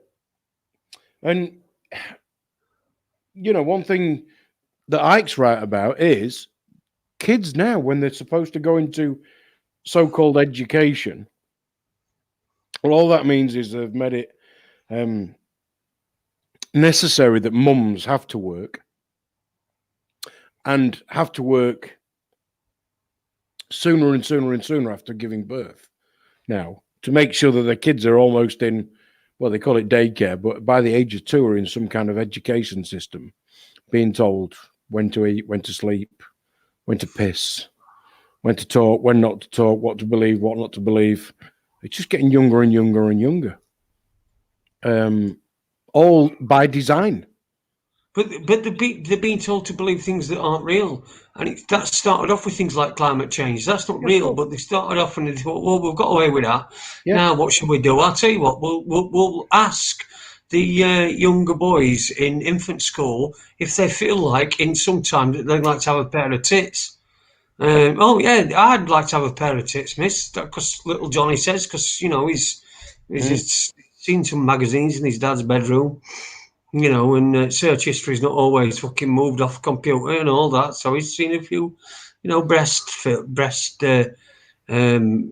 pictures, and it's fucking ridiculous how they're trying to work them up into, right, what sort of weirdo can we make you? Can we make you a transgender weirdo? Do we turn you into a fucking weirdo? I mean, they kill kids. Yeah, kids, and they are these days, man. And if they were adult, being able to... They're not adults, are they? No, but if they were and able to talk to themselves, like, you know, go back in time and talking to somebody who'd gone through that, they'd be able to say, look, you're just being indoctrinated. Don't believe that shit. You know, you are what you are. And it don't matter what you are, but don't be steered into being something. Because once you accept a label, I think all you're doing is joining the club to be alienated against somebody else, or to dislike somebody else because you're not the same as them, or you're not in the same box as them. And it's like we used to have people who were heterosexual and people that weren't. Well, that's fine. I don't give a shit. It doesn't bother me what anybody does in their private life. It's up to them. as long as it's, you know. So don't shove it down my throat. Hey! No, you know, as long as it's consensual and whatever, whatever, you know, fill your boots, empty your sack, whatever. But now there's got to be 1,000 labels on everything, and if somebody doesn't agree that they are, hang on a minute, I'm just going to try and remember these. LGBTQ, is it Q? LBGTQ. Is that what it is? Yeah. Well, what about if I want to be an S and I'm offended? You know, it's all about everybody just wants to be offended. You want to be an S? I don't give an F. Yeah. But, you know, my point is that everybody just wants to be offended because nobody accepts them for what they are. Actually, nobody cares what you are, because the only person that should care what you are is you. And let's face it as well, right? Listen, these people probably feel a little bit distance from society. And so when they start, it must be difficult for somebody who's in that situation. I know, because there's a bloke who lives around here and he dresses up as a woman, walks around with a bag, and it's like... We've got a postman, not the regular guy around here, but the relief postman. Sorry, relief. Sorry. He wears a skirt, and I ain't got a problem with that. It's up to him. Now, I don't know whether he just feels more comfortable in women's clothing, or when he's not at work, he does the full, you know, female wig and all the rest. I have no idea. But I don't care whether he wears a skirt or a pair of bloody shorts or the fucking rocket suit. I'm not bothered. Don't bother me. Yeah, well, I was just going to set him up, but I fucking forgot now because you interrupted me. No, but yeah, there's a bloke near us, and you know, you just see him and you just think, okay, now fire, he's brave bastard. Well, I was just going to say that it takes bottle, doesn't it? I won't be fucking walking around dressed like a fucking woman, but only because I've only got one leg, not because I'm a coward. You mean you'll be instantly recognised? But yeah, super fucking balls on them. But yeah, but you know, at least they're not trying to, you know, trick everybody else. I've got somebody following me. There's a ghost appeared. Hello, Danielle. She's just come from down upstairs. Oh, baby, all right. I could have locked the door if you'd just sent me a text message. I probably wouldn't have read it, like. Yeah, but they did do this. You see, they see these blokes, and you think, well, you're not going to sail, are you? No. I mean, come on, you're not going to sail. You must go. He's not hurting anybody, is he? Go, you fucking square. No, he's not hurting anybody, so who cares? I don't care. Well, we know you like a ladyboy. Yeah. Actually, I ain't got a problem with ladyboys, but not for me. But yeah. Why? Night, Danny. Yep. That wouldn't be your wonderful wife, would it, Jason? Who's what? Would that be your wonderful wife, Jason? Of course it is. It is. She's come down for probably some sleeping tablet, or I don't know, something. Because I get all sorts of shit, and she gets it fucking eaten. So I can get them out to prescribe. They'll prescribe me fucking out, and you know, sleeping pills, all sorts of shit. And I've got it all.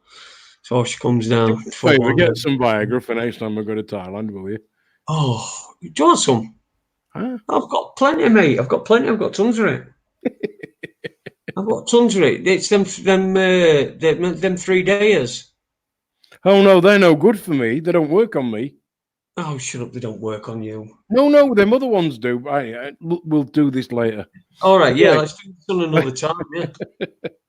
Yeah. Carl's Denny's just put in no shag for you tonight, Jason. Lol, fucking hell. Story of my life. Merry Christmas, everybody. And I won't have to say there are some things that you need to be aware of. You know, when you've got the school year starting at the busiest time of birth, September, Hang on a minute. How many months after Christmas is September? 9. Yes, it is. So what it's actually saying is, there's a lot of babies born in September because of Christmas shags. Oh yeah, that's why schools check-ins is September, because they didn't used to be when we were, let's do an history lesson. Yeah, This is the Raconteurs history of the British Isles, unofficial. It's got to be unofficial. None of the views expressed here are same as the views of that. What's that old cunt called who does fucking wildlife programs? Don't go fucking anywhere. Just sends a fucking team out and then just does a voiceover. What's his name? Attenborough. Richard Attenborough. Yeah. David Attenborough. Yeah. Yeah. Unlike Dr. David Bellamy, who recently has died, hasn't he? Who fucking told the truth and ended his own career by saying that global warming was effectively a load of bollocks. Exactly. That's what he did. Now, this is a man. What a guy, yeah? What a guy. This is a man, yeah, he did it many, many times. He allowed anybody to record him saying it. He allowed it as many YouTube things on the, and this is a man who years before had appeared on the BBC's flagship program of This Is Your Life. Was this well-respected doctor of botany, who got his own medical problems, was told never to step in cold water. Yeah, every time you see him on the TV or saw him on the TV, he was up to his waist in wading through some cold water region. Or he was always swimming through the undergrowth. He was that good that he was. Yeah, Lenny Henry did a parody of him, didn't he? Lenny Henry, for fuck's sake! Don't start on fucking Lenny Henry with me. Sorry, I know we've got very different views on it, haven't we? Anyway, yeah, and there's a guy who actually said global warming is a big con. And when you get somebody who's as respected by the BBC, because he's on many of their programs for a decade or more, wasn't he? Through 80s and early 90s. Yeah. But then as soon as he comes out and says, actually, all this global warming is a load of shit, and I can prove it. Believe it or not, funnily enough, the BBC dropped him at that point. Isn't it amazing? But one good thing is, right, we can categorically say that David Bellamy wasn't a paedophile, because if he was, he would have been fucking outed as one as soon as he said global warming's fucking load of bollocks. Yeah. So, it might not have been fucking the bestest fucking botanist, but he was the best botanist I knew. I knew botanist. I think what I liked about it was the first kind of, I don't know, scientist on telly, if you like, that made it anything interesting. Whether or not you believe science, whatever your view is, it just kind of made it interesting, which is why he became somebody who was respected. But then as soon as he came out and said... Became an institution. Yeah. He was an institution. That's not a no, I agree with that. He was. But when he then came out and said, and by the way, global warming's bollocks. Well, he didn't actually do that, did he? He didn't and we'll see you next week, kids, when Tommy the Tortoise is going to be coming out of his shell, out of hibernation, and Skippy the bush kangaroo, Joey, that we rescued from its dead mother's pouch, we'll be having an update on that, and of course, climate change is a load of fucking shit. No, he didn't quite put it like that. Actually, It's a while since I think there's 3 different lectures that he gave, and I want to say that one of them was at the Oxford Union, which is the one that really got him crucified and made sure that he never. Well, Tommy Robinson's fucking spoken at the Oxford Union. So yeah, but it doesn't make him any less of a tosser. Oh no, I'm not talking about that. I'm just saying they have people there who will speak things that are different from the fucking. Oh yeah, of course they will. Of course. From the from the narrative that was force fed. Now take back your fucking offendedness and carry on with your story before I whip you asunder with my glove. Yeah, but when you've got somebody who was, I just find it amusing, really, that people can. Well, actually, they don't sit and think. But it, I'm not the cleverest guy. I'm all right. I'm fairly bright. But if I could kind of look and go, hang on a minute, this guy used to be, in the eyes of the BBC, fine and dandy, but he says there's one thing and now he's not. And other people don't think, hang on a minute, what went wrong there? Because nobody does think. You know, they don't think, they just like to be force fed because it's a lazy and easy thing to do, to be overshadowed. And, you know, it literally is this, yes, we believe. You know, like 1984. Have you ever seen the film version of 1984? I think it's John Hurt that's in that, isn't it? Is it? I've not, mate. No. And I've seen what's his name? Who? Logan's Run. Oh, that's brill! Logan's Run used to be one of my favourite films. It was ace. That's the best film to watch. Yeah, Logan's Some Run. great fucking fanny and them tight things that they wore in the 70s. You can see all sorts, man. It's going up everywhere. Every crevice has been explored by Lycra, and it's all shown because it's a 70s thing. Yeah, get on Logan's Run. No, Logan's Run's great. But people don't look and go, David Bellamy used to be, then he said this, and now he's not. It's just like they're willing to be fed the narrative.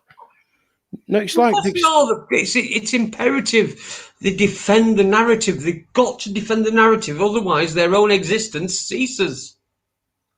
Because we realise what lying bastards have been. Yeah. The narrative has to. This is what happened. It doesn't matter whether fucking Labour or Conservatives won. What we're going to happen is the narrative we're going to continue. Yeah, exactly. If Labour had done a by some fucking miracle and won, then we'd be having a second referendum. Do you know, I do remember when my ex used to say to me, so if all of this stuff came out then about you, that would mean the financial system would crash. And I would go, yeah, it does, yeah. Well, don't you think that it's better if it doesn't crash? Well, no, I don't. Because it's a complete hoax. And I think that the difference between people who are willing to accept things as they actually are and those people who have yet to come to terms with it or were awake or whatever, is that those of us who kind of accept it for what it is and understand what it is, we're quite happy with when it all does explode and go tits up, the financial markets will crash. But at least then it'll be open and honest. We're all good with that. It's the people that have just got some kind of preservation of what is mine in my pension pot or my house or my... They're the ones who find it harder to come to terms with it. Even people who know actually what's going on, but... And I've got several friends like this who just go, yeah, I know what you're telling me is right, Ade, but, you know, I don't want to go there right now because it's easier for me just to exist within my own little bubble. And I think the difference between us and them is that we just accept that, look, it's shit. And the monetary value on that isn't anything anyway. So it doesn't matter whatever you call it, or how it's configured, because it's just bollocks. But the people that are intelligent and have got an idea of what's going on, but are not willing to let go of that yet. And I think that's the difference. You see, I think we've been looking at this all wrong. Just bear with me for a second. Yeah. I think we've been looking at this all wrong. I mean, all this time we've been saying people have to wake up and people have to realise and people have to blah. Look, people are aware of this. They are aware of it, right? It is in their consciousness somewhere. Whether it's some just one thing that they saw from somebody posted somewhere that might be, it's in there. But what we're doing is we're like fucking kids that have got like this bus for a party, and there's me, you, and Nigel who's got on bus for a party, and we're getting driven around with this great big massive party, and we should, you know, we're saying, come to us, come to us, come to us, come to us. Come in here, come in here. It's great, and we know it's great because we're in there. You know, Nigel's got his fucking stockings and benders on, and you know, and he's fucking really gearing it, going around Old Pole and everything. And so, you know, this is what we should be doing instead of, you know, instead of saying, oh, we need to work people up, we need to make them want to come to us to hear what needs to be said. But we need to wrap it up in something, because they need everything wrapping up in something. Everything needs to be wrapped up in something, whether it's a fucking political message, it gets wrapped up in a news channel, or even a fucking sports channel. You were fucking talking about other day, right? No, fucking last week, there were another one of these racism rows, right, where somebody said something racist to one of the players in a football match, and they've got this protocol and they've got everything. And I'm thinking to myself, and that, right, this was quite a big match, because it was Jose Mourinho, who's a famous manager, who's managed 3 clubs. This is the club that he's managed in Premier League, because it were a game with him. But then this incident, I don't know what it were innocuous enough that nobody got arrested, nobody got charged, somebody got bound over to keep the peace. But it was this racist incident, and then that became instead of the story of the match itself. Yeah, so we've got this racism thing that's just, you know, when they say we've got this racism cancer that's eating us up, we keep talking about it. We're focusing too much on it. Yeah. People are just fucking people. And right, there are wankers that will say things about other people based on colour of the skin. But when do you listen to a wanker anyway? You don't. You just leave the wanker to talk to himself. Then he shuts the fuck up and he falls into fucking line. That's proper fucking social conditioning. It's social conditioning from fucking peer pressure. And that's when it'll happen. But as soon as you keep banging it on telly and banging on that and banging on and banging on and banging on and banging on and this, and what can we do about this, and what can we do about this, and then as soon as somebody says something, Gary Neville tried to say something about it. He mentioned politics, he mentioned recent election, and they shut him down. And then Sky gets into all this trouble about how they shut down Gary Neville when we were talking.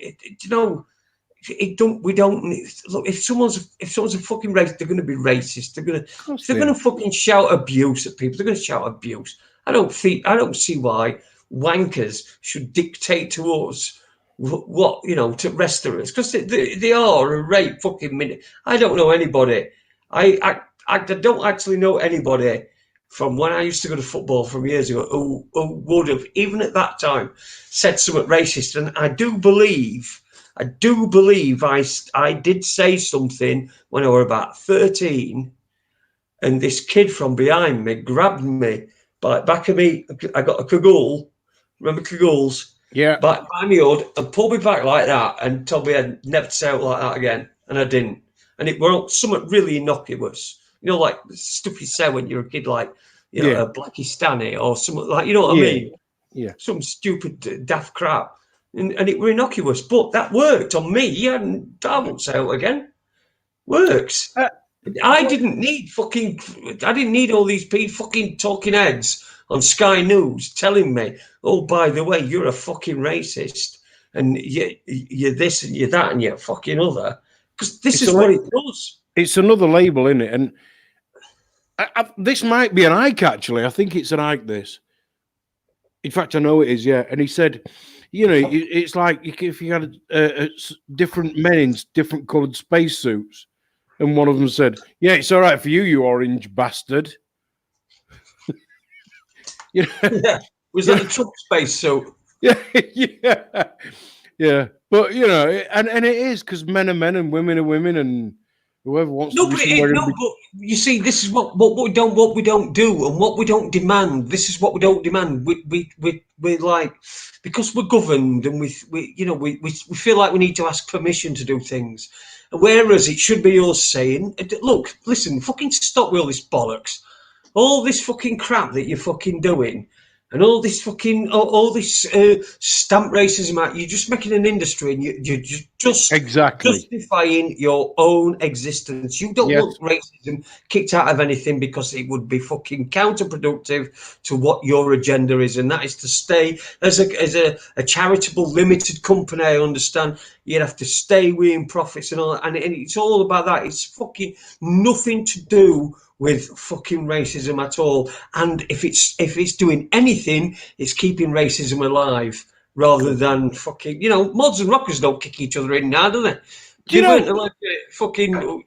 I was thinking about that the other day, and I was only talking to my mate yesterday and we were actually talking about how last summer we went up to, where was it?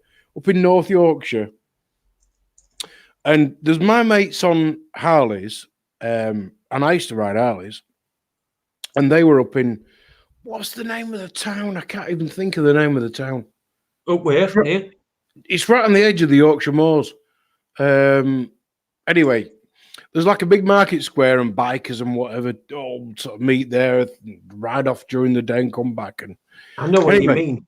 I know what you mean. It's a lovely place, isn't it? Yeah, beautiful. It's got an innocuous name, though, hasn't it? Begins with an H, and I can't think what it is. Anyway, yeah. Come on, someone in chat room, get on this. We've got super fucking intelligent people and lots of Yorkshire people as well. So I would get. Anyway, all these lads turned up on scooters, and we're all going, "Oh, look at that! Can I sit on your scooter, mate?" And he's going, "Yeah, can I sit on your Harley?" "Yeah, of course you can, mate." Yeah. And that wouldn't have happened years ago, would it? Because it's just, and that's what racism is. It's just like pointless. And I just hope that later on or soon, people will realise that this racist bollocks and this gender bollocks is just used to give people labels so that they can argue between each other, because somebody in some ivory tower above them says it's a good idea that we should all hate each other because of some label that they gave us. Hello, wake up. Yeah. I can't remember the name of the town. I think it's not Northallerton, is it? No. That's a lovely town, that is, Northallerton. I'm Googling it now.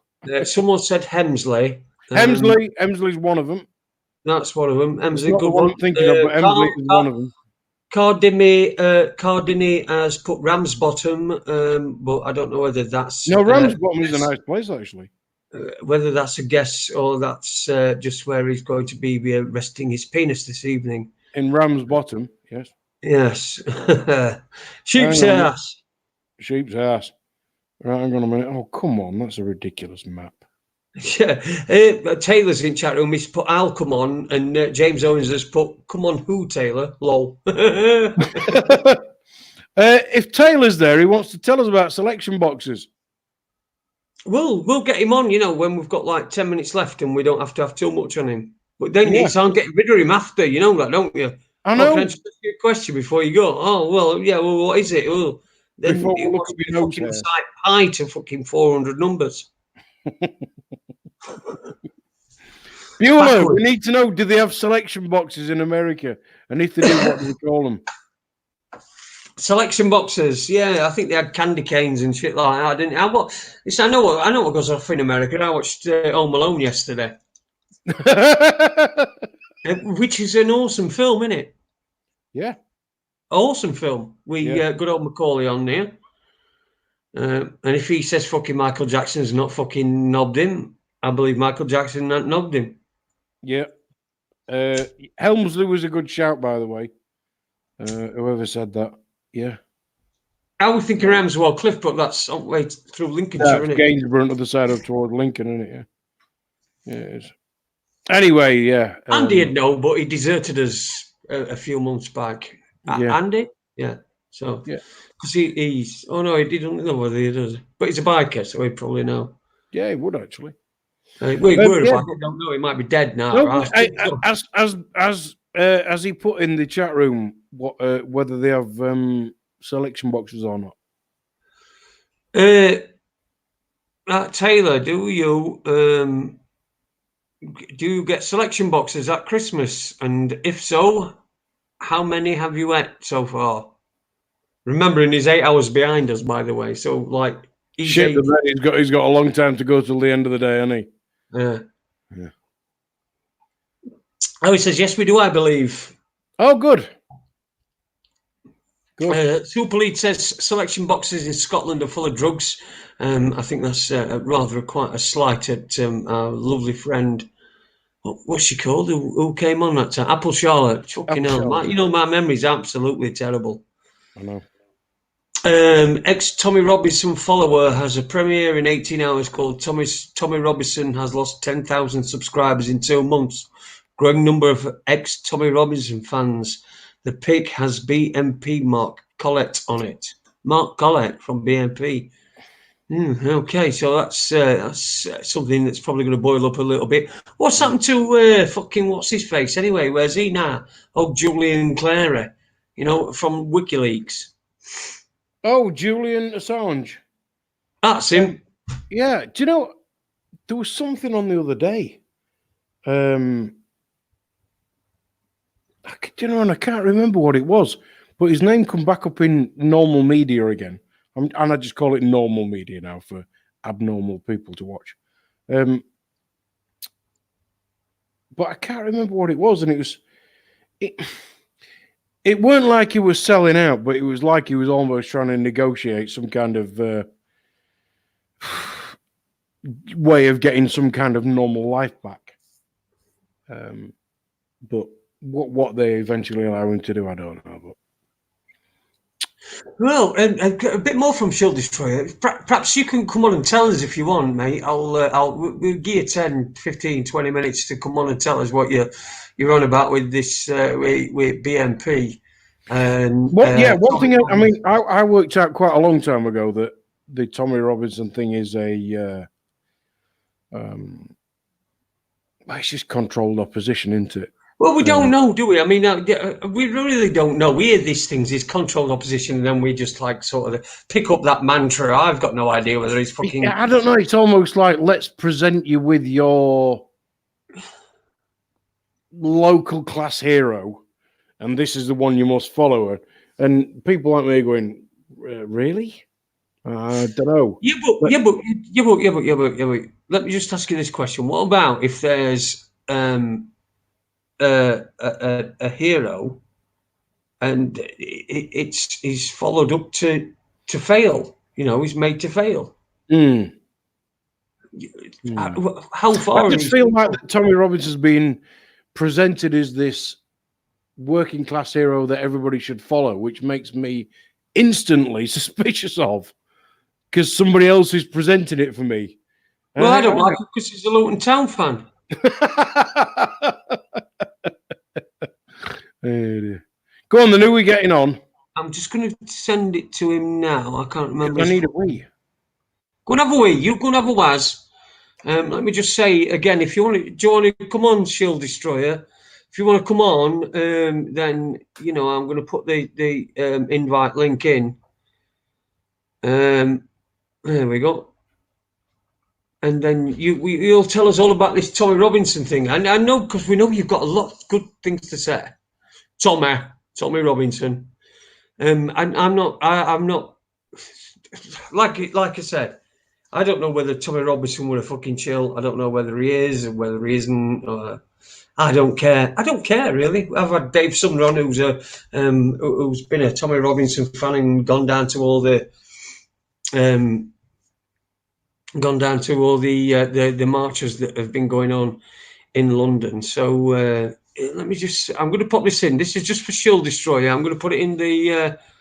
I'm going to put it in the chat room, but just I'm not going to add you unless you are Shield Destroyer. Okay, so I'll just dump you off it. So don't be offended by being dumped off. I've told you before, I'm going to fucking dump you off unless you're Shield Destroyer. The whole thing.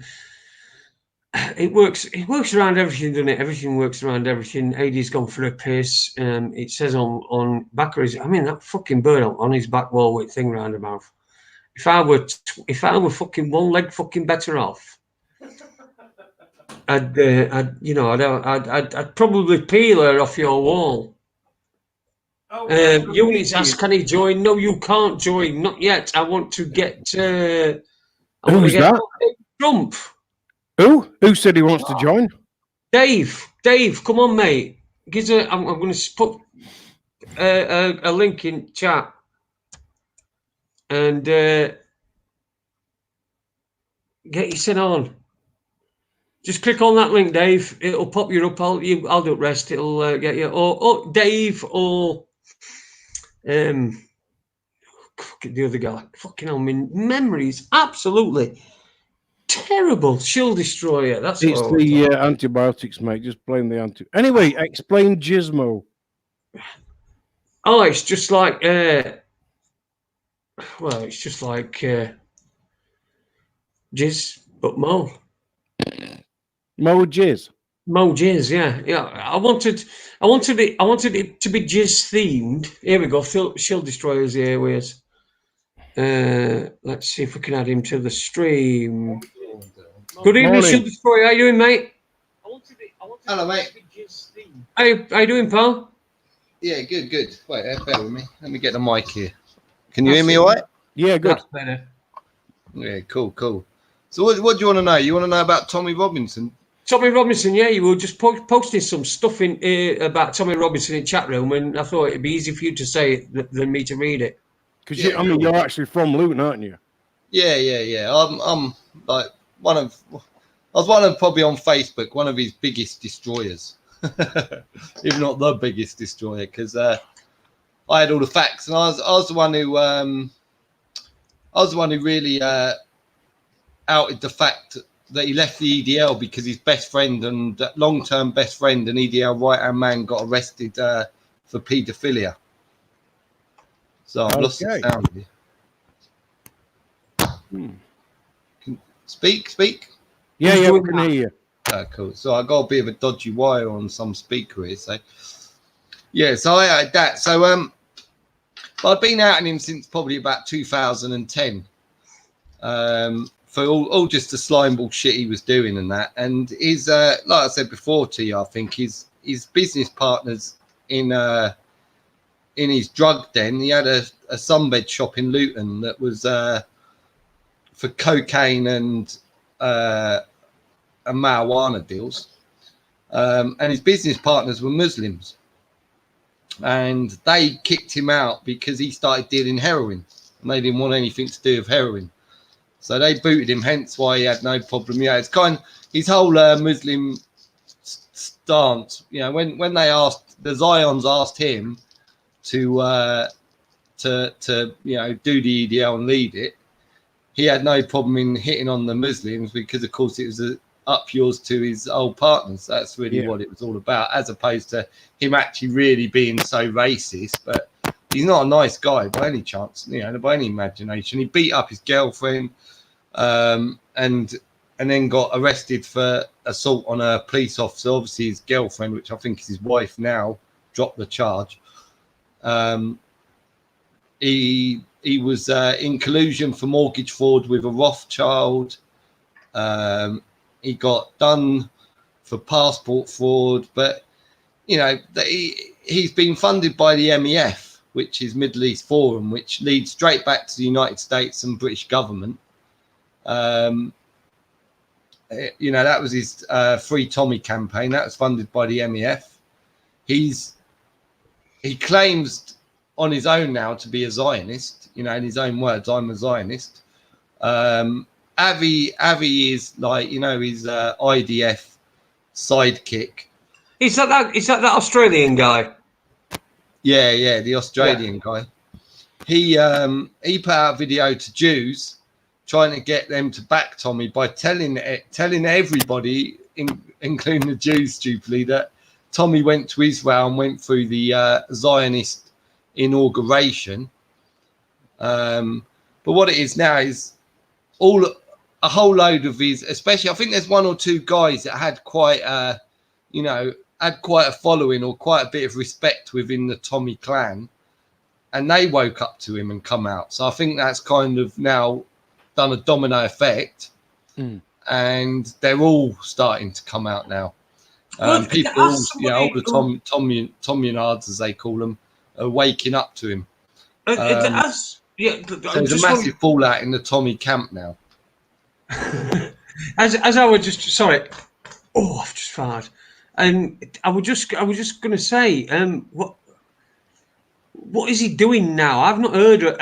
As somebody who has the the algorithms, the settings, the things, and everything. Everything's been cleared out. I don't get no Tommy Robbins and stuff, whether it be on Facebook or YouTube or anything. I just don't get it anymore. What is it still as big as it used to be? This effect, or this Tommy effect, or has it sort of gone down the toilet? And what are his political allegiances at the moment? Is he BNP, EDL, he was BNP. When he was in Luton, right? He was a BNP.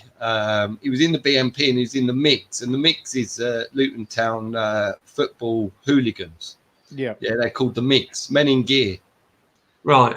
That's what they called. When back in the days when they all used to go out and fight after football matches. That was the Luton. Yeah, they don't wear Burberry. Yeah. So he's part of that, but of course there were two reasons he was part of those. Mainly, they were great customers of his cocaine. Good recruiting ground, surely. Sorry? Good recruiting ground, surely. Yeah. So they're great for dealing. Yeah, he got dealing, but of course when you're in the drug game, you need gangs, so they're great for protection as well. Bloody thing, what's going on with this? Sorry, mate, it's bloody speaker. I don't know what's going on with it. I have to keep moving the wire to try and make it work. Say again? No, the only time we're aware of it is when you actually move it and touch it. So if you can hear us, just... it's just sometimes it just goes off when you're talking my end. I can't hear you. So you can hear it when I touch it, sorry. Yeah, you're not missing much when I'm talking, so... So when you think about last 2 years, I remember last year I was in hospital. I had my leg cut off, and while I were in there, it was the time when Trump was visiting, and there were pro-Trump rallies and there were anti-Trump rallies, and people were at each other, and that seemed to be a distraction from Brexit. But then Brexit sort of got brought back in and brought into the melting pot, and then sort of all mixed up together. Yeah, so, I mean. The gammon crowd would follow anything that Tommy went for. So if he said Trump was great, everyone was hailing Trump. He said Israel was gay. You see him all flying the Israel flags, and you see him at the end. And what I really think really put the nail in the coffin for him this time. I mean, a lot left when he become an MEP, or tried to become an MEP. And of course, they were all Brexit lot, so it kind of went against. Sorry, Dave. I have to say that if I had got any belief in him left, when he actually tried to become part of the political system, that's when whatever I had left had completely and utterly gone. Yeah, so he tried to become. First of all, they tried to get him in UKIP, didn't they, as a politician, and they couldn't. And then he went for MEP whilst he had all these gangs shouting Brexit, which was the complete opposite, obviously, of Brexit to become. I want to be an MEP. Well, I thought you were about leaving the European Parliament. Exactly. And now, of course, he told everyone to vote for Boris. So pretty much the right, as you look at it, are now conservative. It's complete fuck up. So the whole right's just disbanded, and you got so many different groups. Like half of them are saying, "Oh, Tommy's great." Half of them are saying he's not. Half of them don't know where to go. The right and the left are just falling apart because I only think the left exists because of the right. Anything that people don't agree with the right, they call them left.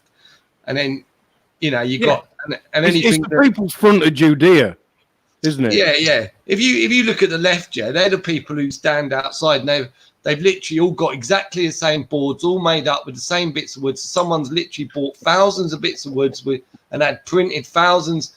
So these are people who are just basically from clubs or, maybe conservative clubs or Labour clubs and all this that are going, oh, we're going to go down here. We'll pay for the coaches. Here's your banner. Let's just go down and stand there for the TV cameras. So it looks like, and then it gives the right somebody to fight against. Yeah.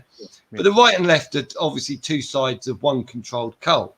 And the right hate it when they hear it. You know, the right are just nasty. I think they're the real nasty people. They tend to be the one who spit the hate. Everyone's a pedo apart from them, even though the EDL was completely infiltrated by pedos. More pedos come out of the EDL than any other cult in the history of man, I'm sure. You know, is there any evidence of that? I mean, that's quite a big claim to make. Is there? Yeah, just go online and put EDL pedo, and you'll see all the, like, there'll be lists in newspapers. Lee McMillan, Tommy's right hand man, yeah, he was Tommy's second man in control of the EDL. Got arrested for paedophilia on the 27th of September 2013. He got charged 2 weeks later. The following Monday, Tommy exited the EDL very quickly, making excuses, you know, bullshit excuses. And then on the 14th of February 2014, Lee McMillan got 17 years. He abused a 10-year-old, giving her drugs and cigarettes to abuse her for a whole year. And then the mainstream media changed the published date to 2018 and conviction date to 2016 once I exposed the fact that that's why he left. Within a month of me exposing it, all online, and you go, well, why the media reporting Lee McMillan getting 17 years in 2018 if he got done in 2016? Why are we getting this news 2 years later, right? Because it was all in 2014. Yeah. So they're covering up. So straight away you got the mainstream media covering up for Tommy Robinson why he left the EDL, yeah. And that, you know, they're facts you can't go against. The MEF, Middle East Forum, yeah. If you want to go and link that back to the American and British government, you can do. It's quite easy to do. That's a fact, yeah. And they funded his whole Free Tommy campaign.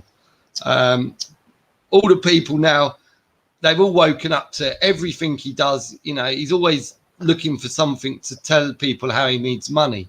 I need money for this court case. I need money for a bus. I need money for this. I need money for that. And all the things that he said, none of the money's ever gone to anything like, you know, really he's ever said.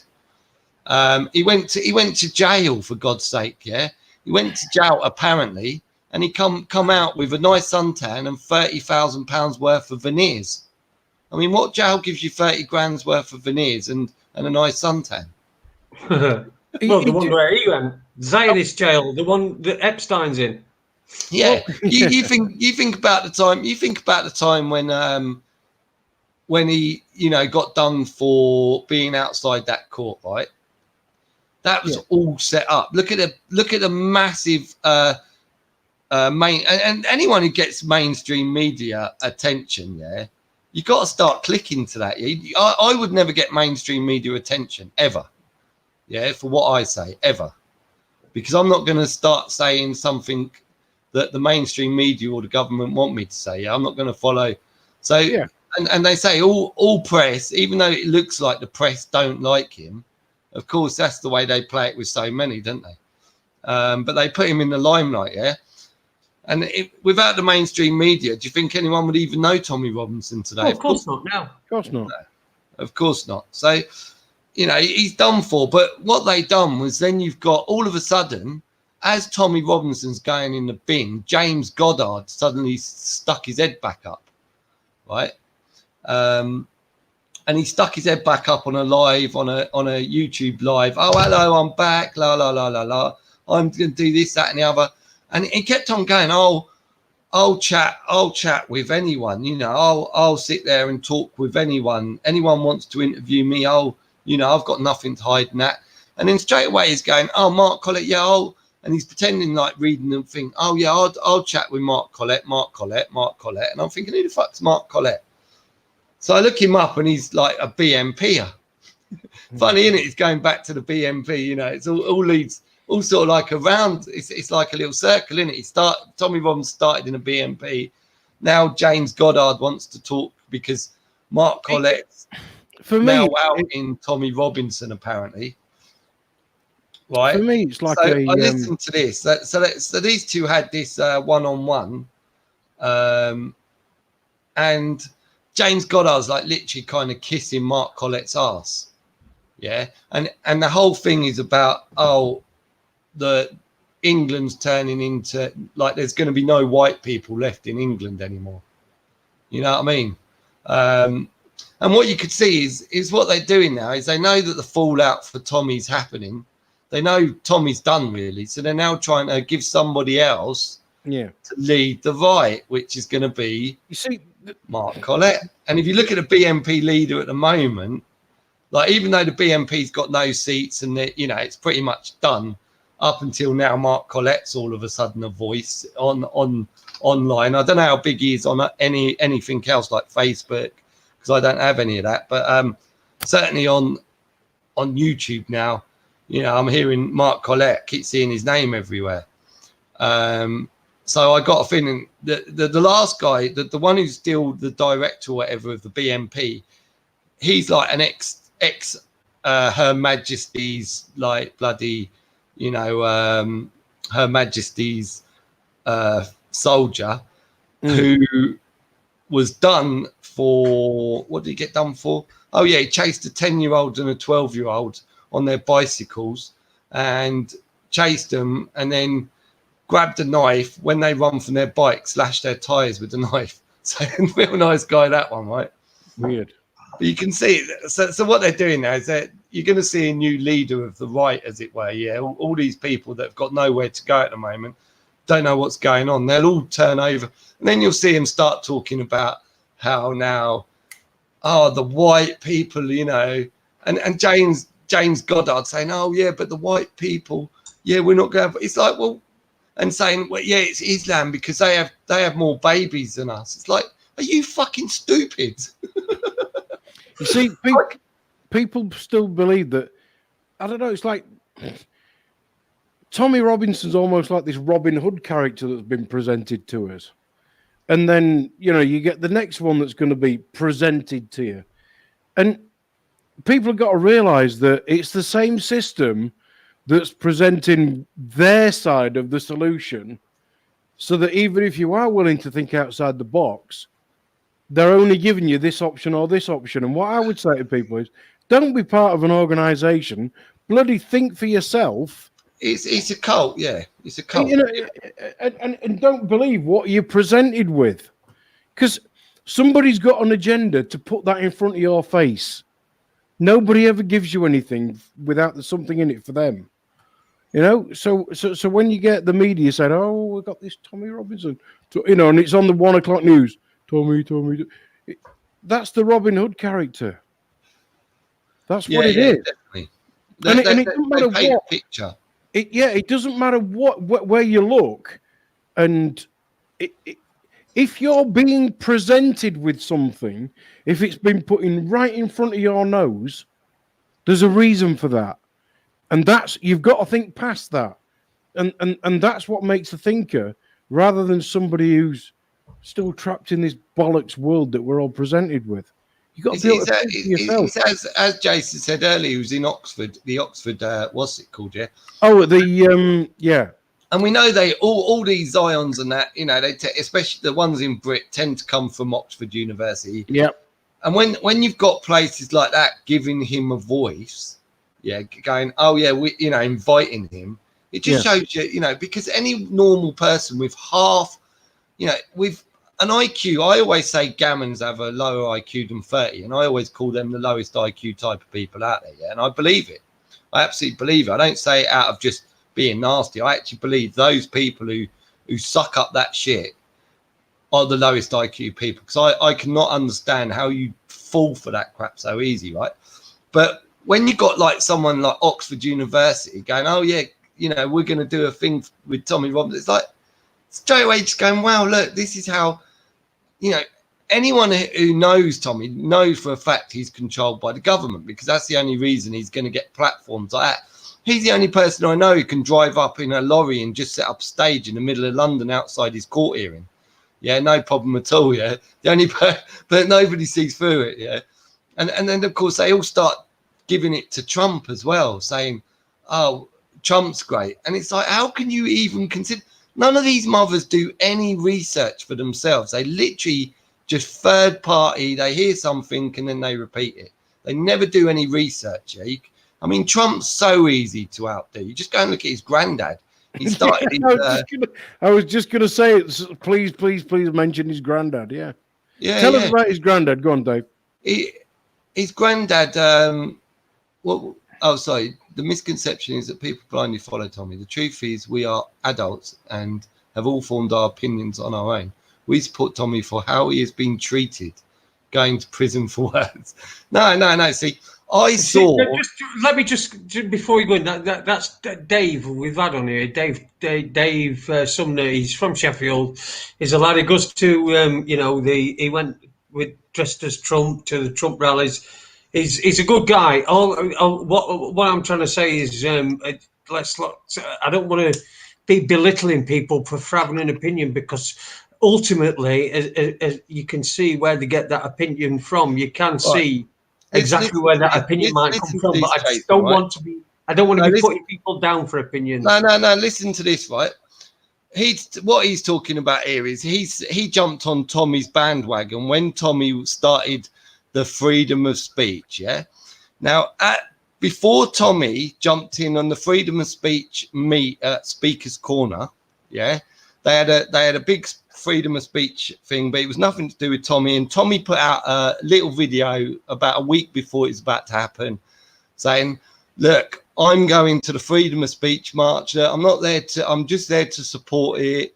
Whatever you think about me, doesn't matter. I believe in freedom of speech." And I told the people, one of the groups who were going, which was the Pendragons, I told them straight. I said, Tommy's going there and he's going to try and take over the crowd there through freedom of speech and act like he's all about freedom of speech. That's his point.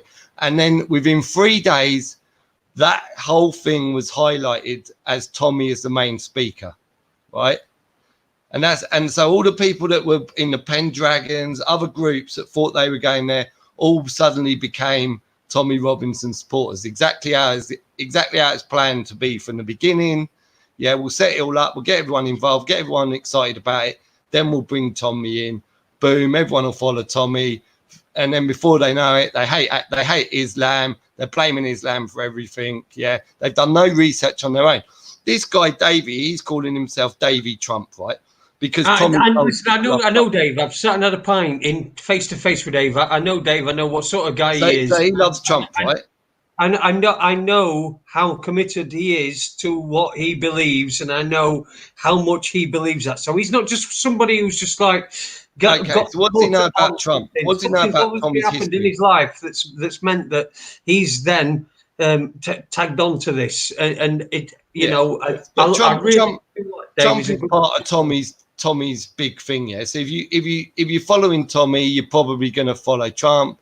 You're probably going to be waving Israel flags. You're probably going to be doing all the same crap. You probably voted UKIP. You probably voted Brexit. You probably then voted Boris Johnson, right? Because you love Tommy, because Tommy told you to. Yeah, doesn't mean you actually know anything yourself. You're just following the words of one. I know, but don't you see that? You see what you're doing there, Shill. Is when your voice, when you're saying that, people are following people. You're laughing, right? Now, I don't agree with what I don't agree with a load of stuff that Dave says. I don't agree with a lot of it, but I've sat and had being able to sit and have a pint with him. Right. Davey says I love Trump, yeah, and I do research. Right, so Trump's granddad started the family wealth by selling sex slaves to the elite, yeah? So go and have a look at him, Davey. I'm sure you know Trump's real name is Drumpf, Drumpf. I'm sure you know that, yeah? Trump's in 600. What if my granddad were a cunt? What if my granddad were a cunt? Does that make me a cunt? Well, you're talking about money men, yeah? You're talking about money men, yeah? He's apparently a billionaire, right, Trump? Right. So I would Where imagine did his money come from? Was he passed that money on? That money would have been. These bloodlines don't. It doesn't stop. But okay, Trump's 600 million in debt to the Rothschilds. Yeah, that's a fact. Sorry, I've lost you again. No, you we're answer. here. I'm here. Can We're hear here. you. Yeah, so Trump's is 600 million in debt to the Rothschilds. That's another fact, yeah? You can go research it, yeah? Go and have a look You at can, but I mean, if Trump was on mainstream media TV as a big boss, yeah, of all the celebrities to give the all of America the belief that he was a great businessman when clearly he wasn't. Is that a fact? Trump's a philanthropist, yeah? he claims to be. You know, everything. There's nothing. If Trump gives all the money and swears allegiance to Israel, Trump swore to the US. He never said he never said America, like all presidents since 1871, which is a corporation. So therefore, Trump is purely an icon and an actor of a corporation. He doesn't make any decisions. Yeah, so I agree with you.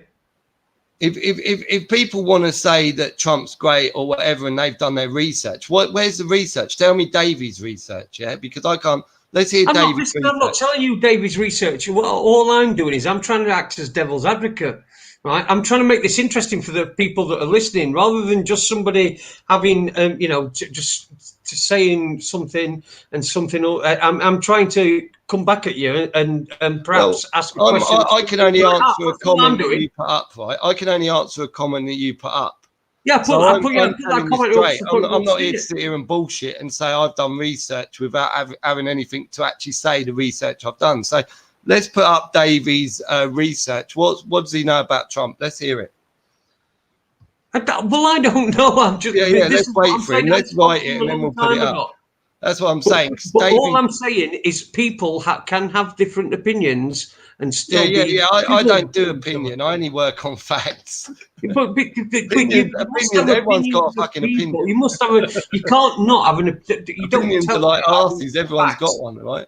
Because I'll tell you what, when when you go and you buy a chocolate bar, you don't buy the one that's going to be the best for you. That's going to be the least calories. You buy the one that's going to taste the best. That's people who are stuck on Trump and Tommy still, you know. Listen, all I'm saying to you is that we don't want to get to a point where we're talking about somebody who's got a different opinion and then we're laughing at the same time. No. I'm not talking about Davey in particular. You put that name up. I'm telling you about Trump fans in general, yeah? None of them have done real research. I know that for a fact, because if they'd done real research, they wouldn't be sitting there hailing them, yeah? If they'd done real research on Tommy Robinson, you wouldn't be sitting there hailing him.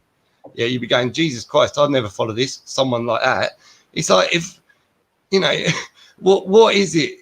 All these people say, well, they'd stick up for Tommy and that, saying he had a past. Well, that's his past. What?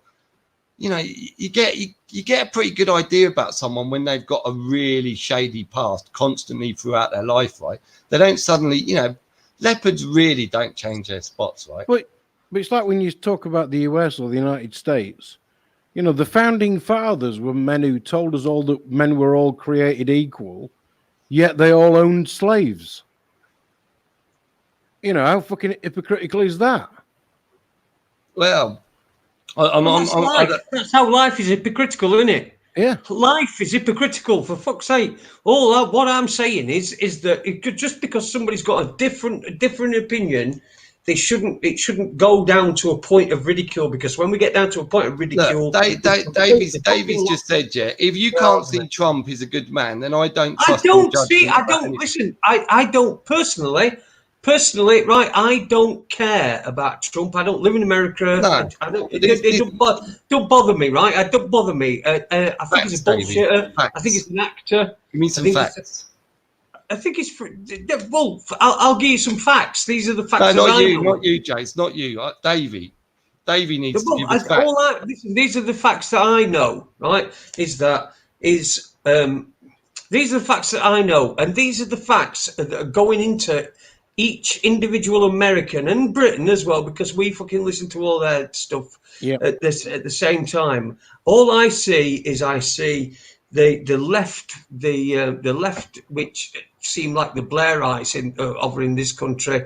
Well, there's no left. There's no left left. of the what the remains of the left are trying to drag this president down. Right now, it doesn't. I know about his past and everything. I know everyone has a past. I prefer to judge people on what they do. Now, I don't know. I was as fucking pissed off as you when I saw him with one of them silly Jew hats on, you know, at the Wailing Wall and doing all that sort of stuff. I didn't like that. But all I'm saying is that, you know, if we want to have a good critical argument about things, I'm sat here as somebody without an opinion, but I have to at points challenge your opinion of things and what you say. Otherwise, I'm not doing people that are listening any fucking good at all, am I? People, if people want to challenge what I say here, tell me first of all what I've said is wrong. Tell me Trump isn't on the half shekel coin, 2018 half shekel coin, which is the price to enter the third temple. Yeah, tell me some actual, like this. Davey told me, he said in the comments, I've done my research. Yeah, but so far he hasn't actually shown me anything that of why. Apart from, if you can't see Trump's a great man, that, you know, where's that in the research? Yeah, he's got a but Dad, do you see what you're doing is you're putting other people's research at your level. No, I haven't seen any. I'm waiting. That's what I'm waiting for. I want him to tell me his research, but he hasn't given me any. But what I'm saying is, people don't research to the level that you do. They probably don't, and they're not looking for bad things about fucking Trump, so they're probably not going to find very many. That's what I'm trying to say. Oh, okay. So if they're not looking for bad things or good things about him, or they're only listening to good things, yes, then they haven't really done any research. But Davey said he'd done research, yeah?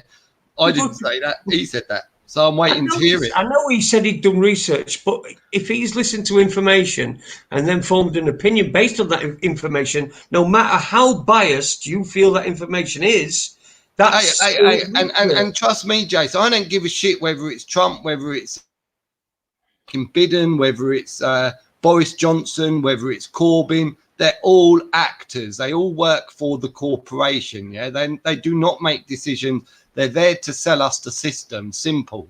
Yeah, they're corporate actor and icons. Politics is an illusion, and if people that can't work that out yet, you know, I mean, how many times are you going to keep voting before you start to go, oh yeah, this voting thing doesn't really work for us the little people, does it? It only works for the big people sitting behind the big seats. 95% of politics is all about how money is spent. And when all three of us here, and I would hope everybody that's listening understands that the whole financial system is a complete and utter fucking scam, how can politics be real in any way, shape or form, which makes Trump, Blair and all the other fucking tossers completely irrelevant?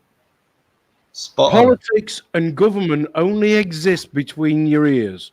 Nowhere else. And it's the old thing. And what they annoys can declare me as many fucking wars as they want, but if nobody turns up, and if they get less than 50% of people actually and subscribe to the fucking system, yeah, even their own rules say they are fucking gone. Exactly. So why I just do not understand why anybody needs a leader, would want to vote for somebody, externalize their own power, or think that they need to be part of a club or be given a label. Because to me, it don't make any fucking sense. Be an adult and be responsible for yourself. Yeah. And the problem is, once people are sucked into these people like Trump, Tommy, it's so hard to get them out of it, man. It's like they're taking a little baby's teddy bear off them, you know, screaming, don't you dare, you know, and they want to hate on me for pointing out facts when they haven't got any. And it's clear as day that still no facts have gone down here, because I've been watching this. Not a single fact about Trump. Look, Trump's doing a great job. How's Trump doing a great job, Davey? Tell me how he's doing a great job, Davey, please. I'm not following the chat room, but my own view is Trump's just an actor and he's irrelevant. It's just it's fiction. It's He's an no more absolute- real than watching bloody EastEnders. And people want to fight their own people, the people who are trying to fight the system, and they want to keep defending the system, whether it's a single person, whether it's a political party, and that to me is a traitor. If you want to go and defend the system against the people who are trying to fight it for your family, then you're a traitor not only to yourself, to your own family, but to every one of us. And I'm not going to sit there and just belligerently take it and go, oh yeah, well, I don't want to, like, you know, well, if you say he's all right, then all right, I'm just going to, I'm just going to tell you the facts. And there's plenty of facts out there on Trump. It goes Dave, on. I think what people tend to do is, one good example is, why are they arguing about who wants to sit on a throne? Why don't they argue about whether we need a fucking throne in the first place? Exactly. And realize that actually all the people who are fighting amongst themselves are the people that should be in solidarity against the fucking tiny, tiny, tiny minority. And it doesn't matter whether you call them the 13 families, the Illuminati, the Rothschilds and the Buddies, or the Bilderberg Group. Doesn't matter fucking what you call them. It's us and them, not us against us and them controlling it. Now listen to this, Ade. I'll give you another nice little fact about what's been going on quite recently. You know, obviously Trump apparently impeached loads of people in 2016. None of them have gone to jail. But then we've had the Trump impeachment, right? And whilst everyone's been distracted by the Trump impeachment, Congress in America has passed a $1.4 trillion bill. Okay. Now, if you go and research the $1 trillion lawsuit, with the Dragon family for the gold that was stolen from them, that was hidden under the that was stored under the Twin Towers, it might make another reason why 9/11 happened. It might tell you why all of a sudden Congress has just passed $1.4 trillion to pay the Dragon family off. They actually tried to pay them off by sending them bars of metal that was worthless, just with gold. Wasn't that during the Clinton it's era? been going on. Yeah, they basically took the gold and the Dragon family. The bankers, the Bank of New York had it, and the Dragon family agreed that the New York bank could distribute it through Asia to help the Asian build the Asian communities, and they never did, of course. So now there's a $1 trillion lawsuit from the Dragon family that's gone very quiet for about 3 years, I think. And now all of a sudden they've just brought out 1.4 trillion. They've just passed a bill for 1.4 trillion, which would include the interest that's emerged over those X amount of years as well, probably to pay the and that's all we've heard about. That went through whilst everyone was listening to Trump's impeachment. And what time of year is it? Sorry? What time of year is it now? What do you mean? Well, it's kind of the festive period. Oh, yeah. So everyone's... And that was sort of the same time of year that the Federal Reserve Act was brought in, if my memory serves. Yeah, I think that was December the 21st or 22nd, wasn't it? Oh, that was it, yeah. Oh, the longest day. Sorry, shortest day. There we go. Yeah. But people still believe in, there's people out there making out, if the best way to describe it is, I always say the White House is a Hollywood studio. That's as clear as it is. Yeah. Hey, do you know want a really thin connection between yourself and the BNP? Yeah. When I was a UK sales manager for a loudspeaker company, one of my very, very, very well-respected customers, he wasn't a friend, but he was just such a genuine guy, Graham. He does the PA sound for Question Time, among other things. And he earns his living by supplying PA equipment, etc., for outside broadcast for the BBC or ITV or Channel 4 or whoever. He's kind of a subcontractor. But again, if you were a DJ and you wanted to hire some speakers and lights and a CD player for the weekend, you could do that equally from him as well. And he had a great business, but one of the contracts that he had was doing Question Time. And he lives bang slap in the middle of Luton. And of course, he did the Question Time with, oh God, who was the BNP leader? Nick Griffin. Yeah, Nick Griffin. And I remember ringing Graham that night and saying, "How was your night?" And him texting me straight back when we lost the signal.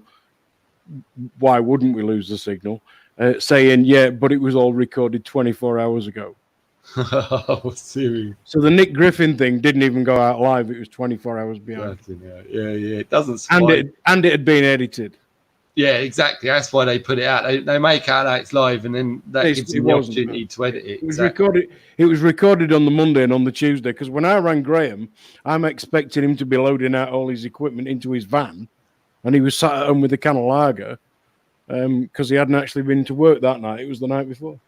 Yeah, and if you look at, I don't know if you ever saw that Goddard with that Subaru in London. No, explain. Basically, they had Subaru, and it was all a big setup. But what it was, Subaru. That was good word. Yeah. I'm sorry, I've just twigged. Yeah, go on, carry on. Yeah. So basically, what they'd done was, it was at the time of the yellow sort of, when I probably told you before, I set up a site on Facebook called the Yellow Vest UK or something like that, Yellow Jackets UK. Can't remember now, but I set it up purely because I saw that Tommy Robinson's crowd were probably going to try and now take the French Yellow Jackets vest or whatever and take it for themselves and try and bring it over here, to start that sort of a civil war type thing. Yeah. So I set it up ahead of time of them, and we got 4,000 people in the first 2 weeks. So it was being highly run by Facebook. And then I started to tell people on there, this is a big, controlled. The yellow vest is being controlled, whether it is in France or not, probably, but definitely over here. They're going to try and control it. Yeah, and we're trying to do it easy, so not to scare people. But as soon as I started to say that, 4,000 people in 2 weeks all of a sudden went to like literally no people, because it just got completely shadow blocked, right? Yeah. And Goddard and that were the people who were fronting it for the right. Within 2 weeks or week of me setting that up, all of a sudden they were on their little screens with their yellow vests on, right? So they went down to London, and all of a sudden they blocked a road, about 10 of them. They blocked a London road, yeah. And within 1 hour of them blocking that road, it was mainstream media in America, right? It was on the mainstream media news. I'm going, what? And then they done the whole Subaru thing, like basically shouting off to her about whatever and ever. And then you see one of the guys which I believe was James Goddard's handler. He'd been seen down Speaker's Corner with them, yelling nasty shit about Muslims and all that. But he hands Anna Subaru's assistant as they're walking along the street. He quickly sort of walks up to him, puts something in his coat, the brown envelope, payment for her acting role for being there, so they could do that to give them all the press. Of course, then Goddard and all that's all over the press again, telling the story of these people, all on the TV news. So still didn't do them any good though, did it? Well, it got on people like Dave, right? Well, no, I mean, it didn't do them any good. They never won anything. But no, it got them a lot of people. But no, people, it got seen and it got outed. And these people got outed so hard in the end. People, fortunately, did start to out them. And more people started to out Tommy and the crew and could see through them. But they carried on for a while, right? And it wasn't until they went to Oldham, that's when they really felt it, because all of a sudden Goddard's cameras and Tommy's cameras weren't protecting them anymore. Yeah, people didn't give a shit that they had a camera. Oldham chased them out, and that was all the white people. And they literally drove into a Muslim estate, parked right outside like people's houses, set up a stage with this lorry, and called and Tommy put it all over social media where he was being. So all the gammons turn up on this Muslim estate, and then start blaming all the Muslims for coming out and telling them to get lost. Yeah, and telling and making out like it's the Muslims. Look, this is a Muslim here. And it's like, you don't just put a lorry in a stage with big speakers. You got children in their mouths that you're hating on for a start. I said, if you look at one of my videos, it goes on for a bit, but it's quite good at outing Tommy Robinson completely to one of the gammon. His name was Based Welshman, and it's called a gammon shows the low IQ of their cult. Is that the one where you stop and start it? Yeah, I'll stop and start and explain exactly one, what he's doing. How he's trying to turn the conversation every which way he can because he had no facts. So I lost you there. Bloody thing. No, we've got you. We've still got you. Yeah, no, we tend to just sit and listen because everybody hears the shit that me and Jason talk about all the time. So we just like want to be devil's advocate, hit you from a different angle, agree with you, and just try and get out what you think because that's what's interesting, not what me and you think. Yeah. If you've watched that, you'll see that you know that guy, the amount of stuff that I put out there. When I rewatched it myself and added that, I didn't realize how much information I'd actually got out there. So I was like, wow, people have got to watch this really. And I know it's a long one. I should have broken it down into 4 segments or something. But you know, it just shows you the mentality of these people because the only actual fact you ever hear, apart from, and he's nasty, he's calling me the C word constantly, every name under the sun. He then starts to call me traitor. Then he starts just going Jew, up the Jew, and all this sort of stuff. Yeah, anything and everything to stay away from. And the only fact he had was it was Tommy's birthday 2 weeks ago. It's the only fact he had in the whole thing, and he didn't have nothing else to say apart from I was wrong. And but even though he was saying I didn't have a fact, he was agreeing with everything. Oh yeah, and trying to excuse it. Oh yeah, but yeah. And then he would try and change the topic and try and get the guys that were in the room, because there was 4 of us, all on his side by saying, oh, you know, bringing up Trump and all you know, trying to get because it's American forum, so he's trying to get the Americans. And I told the Americans the reason he's here is because Tommy's crew is now targeting America and Canada because they know they failed here. They've lost in the UK. Yeah, they're not going to get the numbers they need for a civil war. So now they're going to target America and Canada. And I'm still putting money that Tommy will move to Canada because he can't move to America because he screwed up by going over there on a fake passport. So they can't let him in and with his criminal record, of course, he'd never get in. So they'd have to they couldn't let him in and then not let all the other people in for 1 drink drive and such like, right? When they're letting Tommy in for his career criminal past. But then I was telling, you know, I was pointing out that all these people, Avi Yemeni, ex-IDF, who put on a Twitter account how he was happy that a little kid got shot in the head by one of the IDF or saying, and he got outed in the park by the Muslims for that and shown that he was a terrorist being IDF. You got Danny, what's his name? Danny Tomo, 2 years ago or 2016, got done for, he basically went into the wrong house because this is how dumb they are. They picked the wrong house, went in there, 3 of them with knives, tried to kidnap a man over drug money and had the wrong house. And he got arrested, got nicked for it, and got a very light sentence for that, which made me go, I wonder why he got a light sentence. But you go and have a look, these are facts. They're not, and it's like, oh yeah, but that's not Tommy. Well, how many? So he's got Lee McMillan, the pedo, his best friend and EDL right-hand man.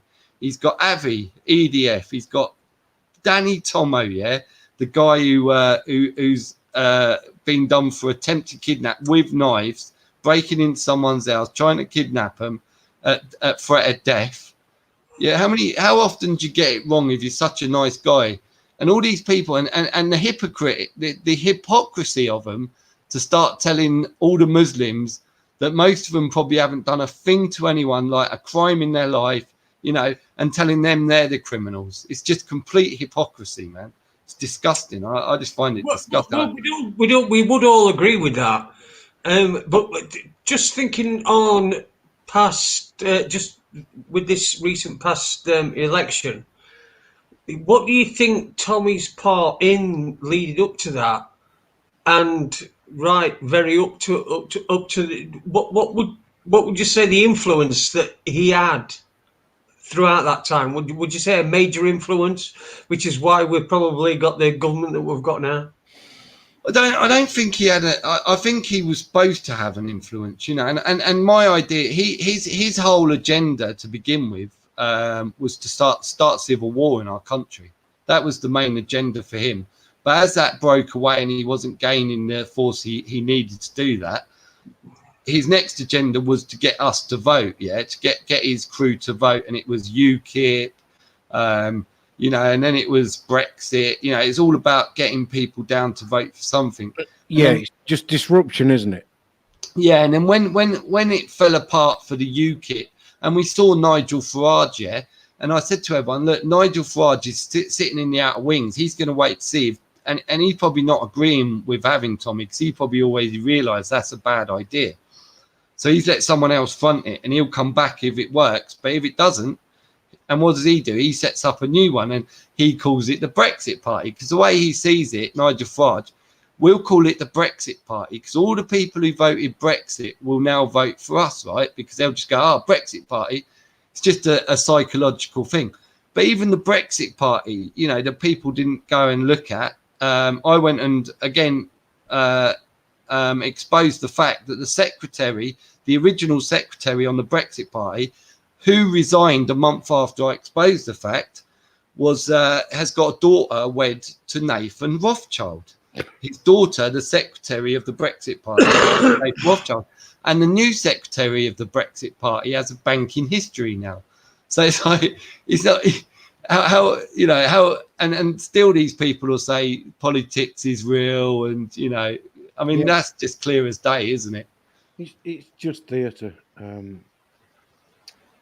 We've had somebody who said, Jason, can you please ask him if he knows Inkerman in Luton? Go on, lol. Who? Inkerman, I don't know who that is.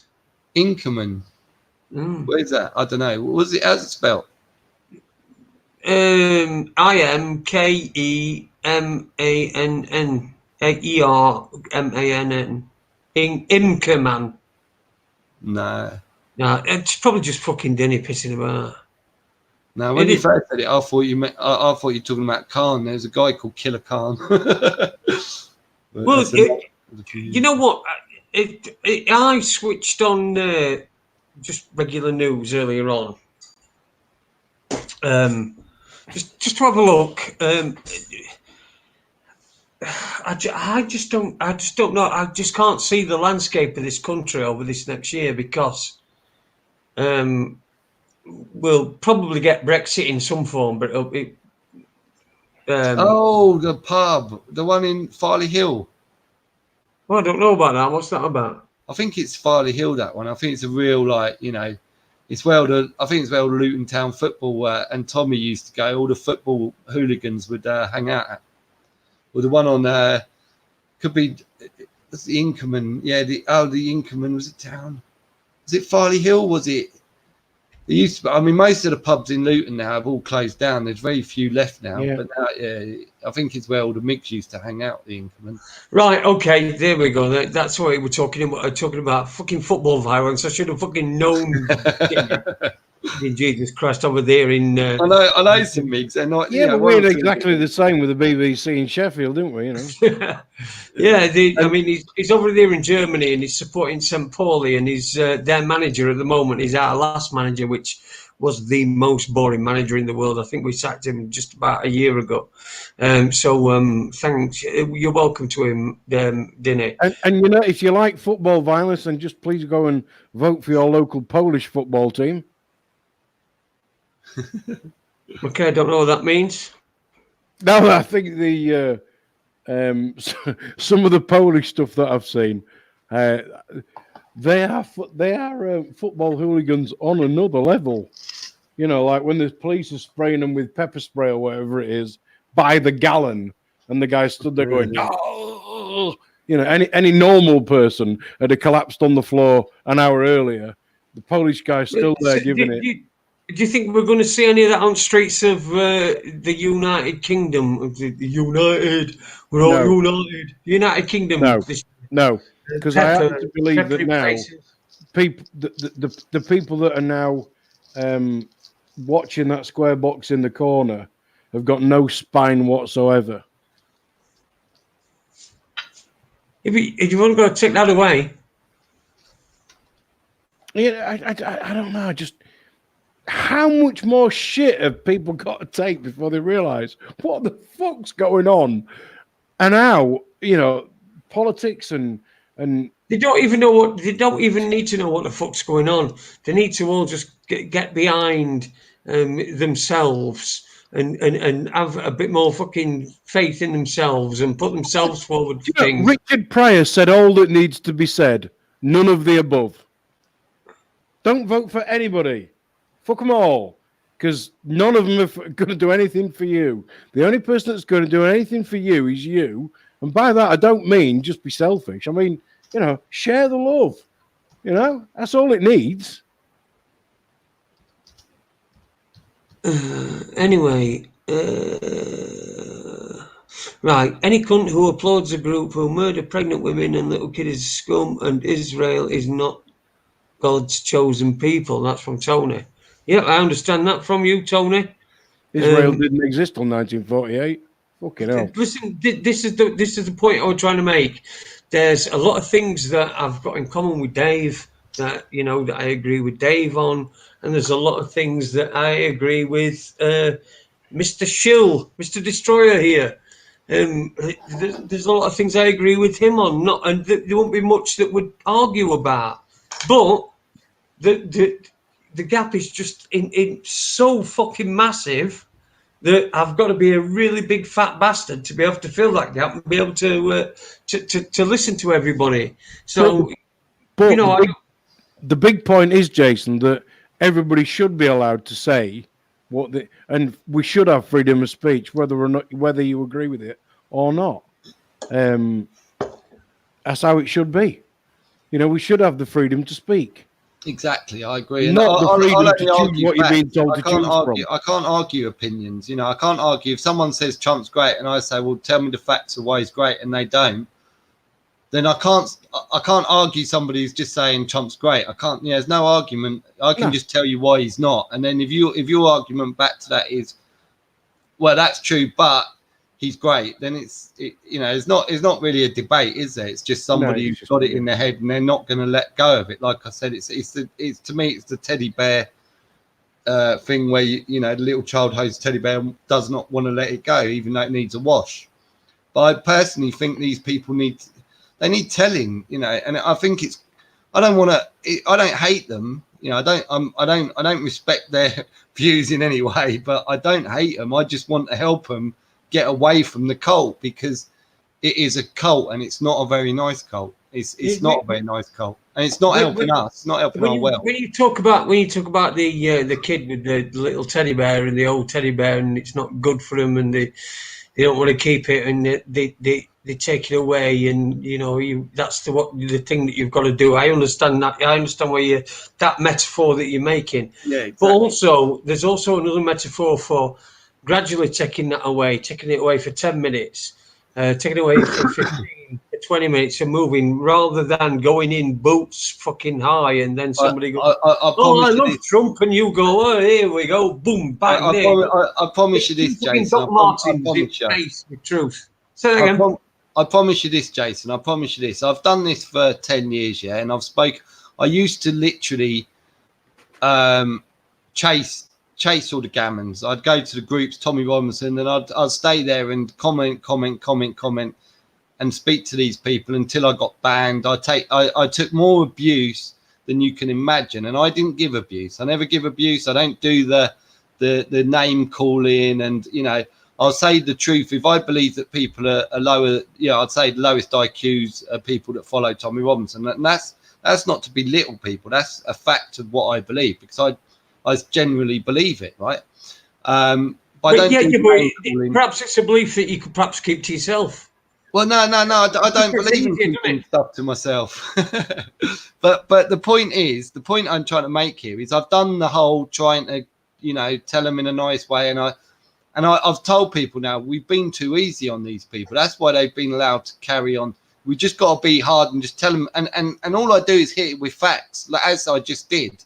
I don't do anything but just smash them with facts. And then I ask them, give me a fact. And they come back, and always, none of them ever give me one, ever. And I've done it a million times. I'm well and truly, you know, rehearsed on this. And again, I didn't see a fact come up. I waited for one, not one come up. And I got told, I don't trust you if you don't see that Trump's a good man. And that's all I heard. And I think you're a little bit more bias in this because Davey's your friend personally.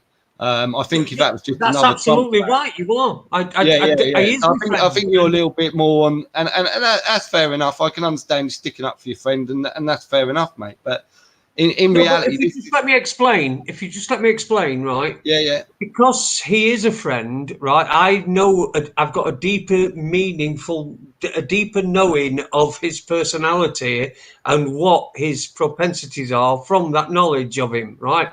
So I may not believe in what he says and everything, but like Ade said, I'll fight to the death for his right to say it. But you're right, I am biased. But I'm also gonna try and because I am biased and he is. I do consider him a friend, even though I've only been for a pint with him once. But you know, I do consider him a friend. In fact, he was one of my first visits out on my mobility scooter when last year. So because he's my mate, I have got a bias. You're right. But I also don't want, because he's my mate, I don't want it to just be put down and just laughed at. I want people to understand why. I'm not laughing at him in particular. You know, don't get me wrong. I'm not sitting here laughing at Davey. I haven't said a bad word about Davey yet. No, not saying you have. But I think you know, what's your perception on Trump yourself, Jason? I don't have one. I think it's like a show that's been put on in front of us. It's like a pantomime. And now we've got two pantomime dames at the two top jobs. We've got Donald Trump, who's a pantomime dame, and we've got Boris Johnson. And it's just the same thing. It's just all it is. It's going to be. I need to explain why I'm laughing. Donald Trump, Boris Johnson, if ever you needed proof that the political system wasn't real, just ask yourself, is that it? Is that it? Boris and fucking Trump, if that's the best we can come up with, that is everything you need to know, that politics is bollocks. Yeah, absolutely. You know, that's all you got. You just got to look at it and you just laugh. You just go, bloody hell! If this, you know, of all the people in the country. Look, Phil, all I've ever tried to do on this show, right, is I've had people on and I listen to people that have told me the kookiest of things, who I've just not bothered, you know, to argue with, and some who I have argued with, and it's been quite good. It's been quite enjoyable.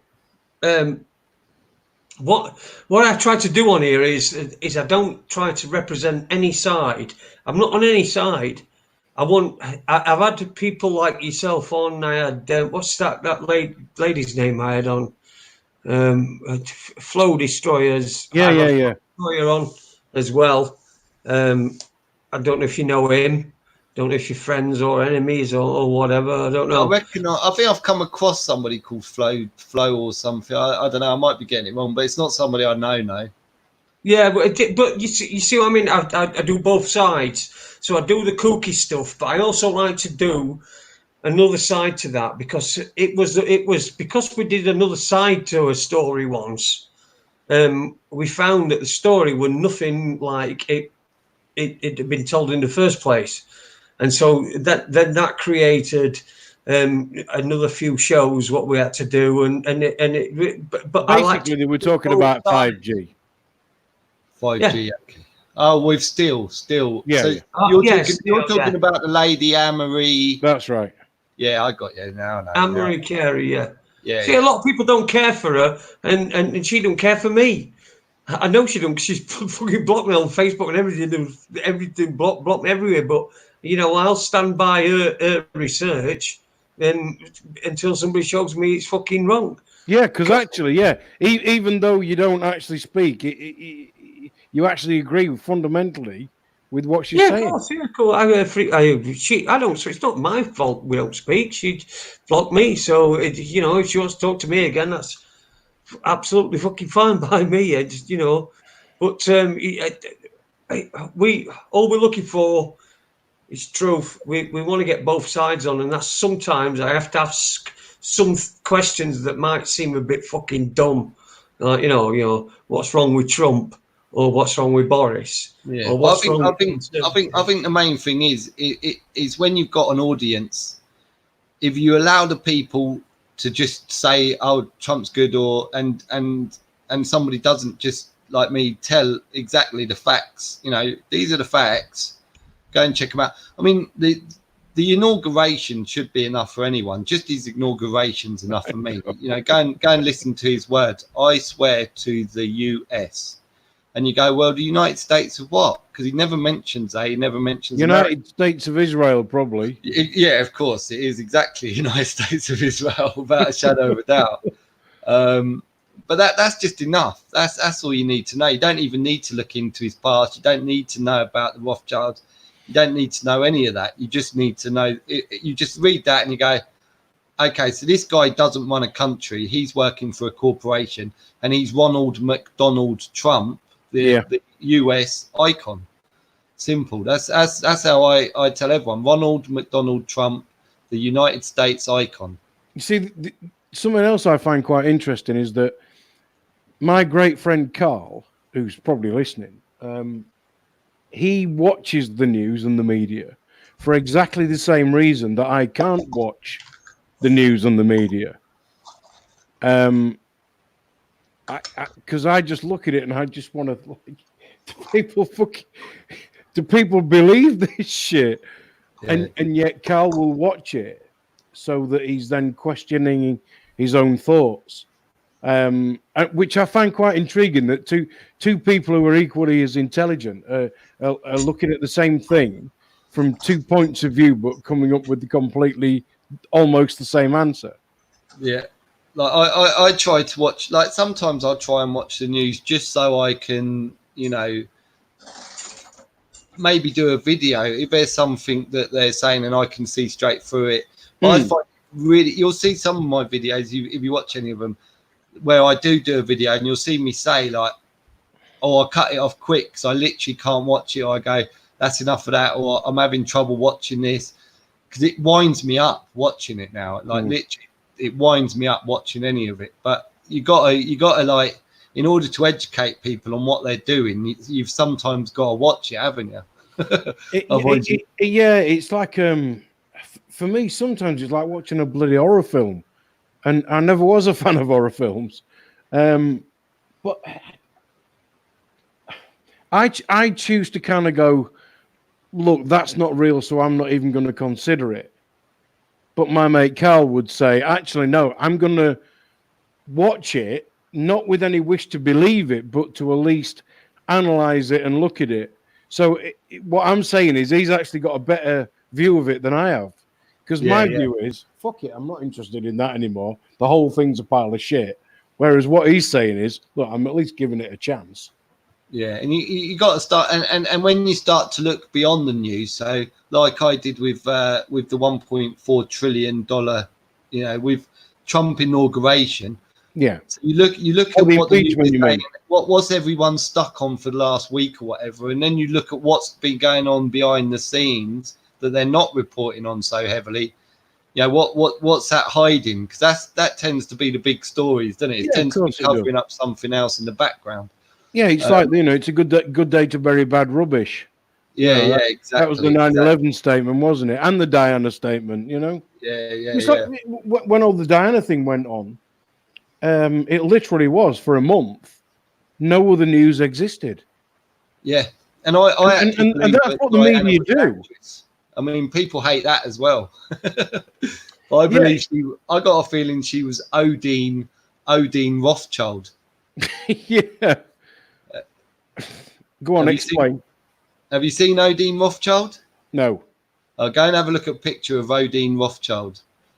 But you imagine, like, she died in under, out of sight, under a road. So Yeah. I think there was again, take all of a sudden she didn't, like, if you look at the royals again, I believe they're all just actors and actresses. So if you want to leave the acting role, the only way you can leave that acting role is to die, right? JFK, yeah. I believe that JFK, if you look at 1871 Act in America, which made the same as 1666 Seska Act here, which made American slaves to the corporation, then you've got to assume that every president since 1871 was purely an actor icon of the corporation and swore to the US. So therefore, JFK was nothing but an actor. And they can put, with Diana and JFK, they can put a whole country into mourning anytime they want, right? And they put them into mourning for weeks, 2 weeks, like you say, and things start to go on behind the scenes. But these are opinions, by the way. So please, I hold my head up. It's very hard to prove any of that without actually going and finding JFK and Odin Rothschild and getting them to say, "Oh yeah, this is really who I am." Yeah, and it's like, what was the other one that I was actually talking to somebody? Oh, it was my son and his other half the other day. And my son's newish partner, she actually said to me, in the time that I've known her, she said to my son a few times, "Your dad don't think like normal people, does he?" And I think that's made her quite inquisitive. And she even said to me, about all this stuff that she sees on telly, and she says, "Is any of it actually real?" Because I think she's kind of, her brain's sort of opened up to the fact that actually what she's always been presented with might not just be true. And I said to her, "Look, if you want to put your head down this hole, there's no going back. Once I give you this little first domino, that's it." And she sort of looked at me and I said, "Look, I'll speak to you in the new year, all right?" It's quite a responsibility to take on, isn't it? I think it is, but I think it's very important. Like I tell my son everything, right? And he's sitting there and he's very confused because he's saying, "Look, my girlfriend and all her family and that are like this. Everyone I know's like this, but you're the only one, Dad." Yeah, like I get exactly the same. And he says to me, he goes, "But I cannot see everything you've told me, and you've made me sit there and watch." And he started to do little bits of investigation himself. And he says, I can't deny what you say isn't true, because it is true." And he said, "Geordie," he goes, "but it's so hard because, my girlfriend, her whole thing is getting married, getting a mortgage, and you're telling me, stay away from government contracts, do not get yourself tied down to mortgages and all of that because it's a big con." Yeah, it's not real. Like, so how do I? And I said, "Look, Connor, I know it's hard." I said, "But one day you'll realise why, and why it's so important." I tell you, I couldn't have a son and just let you carry on and pretend everything, and leave you in the bubble that everyone else is in. I've got to tell you, that's my job as a father. It's, and one thing we don't do these days, we don't educate our own children, right. Which we, of course, the parents should be the biggest educators of their children. But we don't do that anymore. So to me, it's very important. And when I look back at my childhood, I think, what did my parents teach me? And literally, right, nothing. Like, honestly, like nothing. Yeah, and I always remember my dad saying to me, "Oh, what did you learn at school today?" But yeah, and actually thinking about what you've just said, I can hold my hand up and say I've taught my two kids a lot more than my dad ever taught me. Yeah, so can I, and I'm happy, and I'm really happy and proud about that at least, because I know, when I go to my deathbed, I'll know that, look, it's not, more people think nowadays, because we've been set in this this corporate world where, you eat, you sleep, you go to work, and you buy. So everyone thinks that by giving the more shit they give, or the more monetary value stuff they give their children, is being a better parent. And I couldn't agree less with that now. You know, once upon a time, I might believe that myself. It's all about trying to, you know, get as much as you can to give them. But now it's you know, it's very much giving them knowledge is a massive part, obviously, the greatest gift you can give anybody is your time. Exactly. Yeah. And to be fair to him, he's the only one, because I make him, or I kind of made him. He's the only one around me that will listen. But I think that's why as well. I never wanted to do videos or be on the screen. I was very camera shy. But because I got so banned from Facebook, and I used to, you know, I was doing it on there 24/7, just trying to spread the truth as much as I could. And I was getting hated on it because obviously you got your personal friends, you got your family on there. So there, and the amount of family and friends would say, "Oh, what you got to stop doing that." And even my mum, "Oh, people are saying, you know, what's happening, Mark? A lot of what he's saying is true, but," and she's going, "You got," and it's like, "No, mum, I can't. I'm not stopping doing this." And she's my biggest. My own mum is the person who gagged me the hardest. So I don't speak to her at the moment at all, because every time I try to talk, if I'm not talking the weather or the normal shit you're supposed to talk about, and I try to have a real conversation with anyone around her, she'll be in there. No one wants to hear that. Yeah, I've got an ex-partner like that, which is why she's now an ex. Yeah. Same as that as well. You know, my mum even actually heard me telling my son something once and tried to stop me then, and I had a go at her. I said, "Don't you tell me what I'm allowed to, you know, that I shouldn't be teaching my own son the truth just because you didn't bother teaching me anything," you know. And I find it very disrespectful. And I think if people disrespect you and don't want to hear you in the way where, you know, I say to them all, I put it out there, please, I want you to come back and prove me wrong. Please, you know, I beg you, I want you to come back and tell me everything I've said. I'm completely crazy. That I'd much prefer that than to be right. Yeah, but I would love for the utopia that everybody thinks they live in to be absolutely true. I would love that, because then I wouldn't feel that I need to tell people what's really going on. I would love if we didn't need to do this. I'd love it. But it's not going to happen. Not yet. It's very hard, and my own family, my mum calls me selfish, and I think, selfish? Do you know what you get for doing this? Nothing. You lose everything. Like my business suffered majorly because once they get you online with this cloud now, because you're all on the cloud. Yeah. Like if you're selling stuff on other platforms like eBay and stuff, like I did, I was sold cars, bought and sold cars. All of a sudden, you're not getting the sales on eBay anymore. You're not getting the views on there. They block you everywhere. So you lose that. You lose your family, your friends. You know, you pretty much lose everything. You lose your. It's hard to even make a dime to get yourself.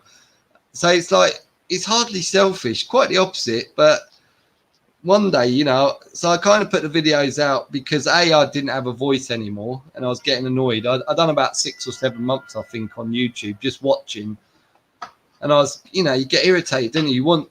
You've got all that information, and you feel you need somewhere to let it out. And so in the end, I just bit the horn and went, right, I've got to make a videos. And I hated doing it. Like, you watch my first videos, you'll see I'm far from great in front of a camera, and I was always throughout my life kind of camera shy. You know, everyone will tell you around here, like people who, you know, these days they all get their camera out, let's have a photo. I'm like the person, no, why are you getting your camera out? Take a photo. I'm the guy who runs away from a camera now. Yeah, I fucking hate cameras, man. But I mean, Jason and I, both of us, I think I was 13 the first time I got paid to have a microphone in my hand, and I'm 53. That's 40 years ago. Jason's not that far behind me. You know, both, anything from working in nightclubs and, I went all over the, whatever you call it, with bands and stuff. you know, all sorts of live stuff. And, you know, I've been up there in the middle of the stage and I've sung in bands and God knows what. But this and what you and I do in different ways has actually meant that a lot of the people that I used to spend a lot of my life with, I don't anymore. Yeah, because people, you're putting yourself out there on the line, aren't you? You really, Yeah. I say to people, It's a huge taking responsibility for your own thoughts and your own actions is exactly that. It's a huge responsibility, and I believe that is what makes the difference between somebody who watches or sees something and then believe and then actually starts to explore it and become, you know, I hate the word, but awake, and the people that actually look at it and see it and then don't. And the people who actually go and have a look further down the rabbit hole, if you like, are the ones who are willing to take responsibility for themselves. And it's a scary fucking thing to do. Oh, absolutely, yeah, I think so. And I don't believe fame's a good thing either in any essence, because if you've got a certain amount of people, like some of these people get like hundreds of thousands of that, and you're walking down the road, you don't know who's coming up to you and what their real idea is. Yeah, you know. So any type of fame, I don't really believe is a good thing. So I never really wanted that either. And people are, I'm going to probably go and do auditing. You know, go and audit our police stations, our government buildings with a camera. You know, make. Yeah. I don't know if you've seen any of those people who are doing auditing. They're mainly in America. There are a few in England. But I'm going to hit. It's almost like a mystery shopper, isn't it? Yeah, it's basically going in there and seeing, you know, and making sure our rights are upheld, because we got the freedom to take a camera and film in public places, and we're allowed to film our public employees, whether they're police, whether they're, you know, just someone in a bloody library, right? But I'm going to go out there and probably do public auditing in the new year. Because I think that's a good way to start teaching the police, yeah. Because I won't put up for their bullying of and me neither. And oppression. But I'll also teach them, whilst I'm there, I'll teach them the facts of law versus legal, and get it, you know. And I think that's, you know, if we can start teaching our police, who are, which I call the corporate henchmen, what they're doing. My brother, what is he? 4.5 years older than me, 5 years older than me, was a traffic policeman for 30-something years. Has now retired with his pension. And very late on in his career, I became aware of what was going on and tried to explain to him the difference between legal and lawful. And he just said, "Where do you get all this shit from?" I said, "The same place that you didn't look when you were enforcing all of these so-called laws for 30-odd years." And that's not my brother's fault, because he actually joined the police with the intention of helping people for all the right reasons, like Bobby's used to. Yeah. And I actually remember for 12 years, he counted the amount of shifts that he got to do before he could retire. Now, he never knew why he was disgruntled with it, but he was. I know why he was disgruntled with it. It's because of the system and everything that goes with it. But he didn't, and he doesn't. But when I said to him the difference between legal and lawful, and, you know, where do you get all this shit from? I went, so okay, then you want to arrest me for anything other than death, harm, loss, breach of the peace, common law, right? And you ask me whether I understand, and I say no. What are you going to do? Well, we'll put you in a cell and pull you out every day till you say yes. So what if I don't? No answer. But again, that's the indoctrination that he went through. Yeah, I think like Dot says, I think his name's Tony. I keep calling him Dot, but I'm sure his name's Tony. He says ignorance is no excuse, but I think ignorance is an excuse up to a certain point. I don't think So that's another Mark Passio, because Mark Passio would call that ignorance, wouldn't he? Yeah, but I don't think ignorance is an excuse anymore, especially and you can't. And once you get told, see that the difference is once you actually get told, because I was ignorant once. I'm sure you were. You know, we were brought up to be. We didn't think anything else. I think there is a kind of excuse there. Yeah. But once someone actually tells you, and then if you carry on doing it, then ignorance is not an excuse. If you just decide to ignore it and pretend you know better, you know, your ignorance is not an excuse.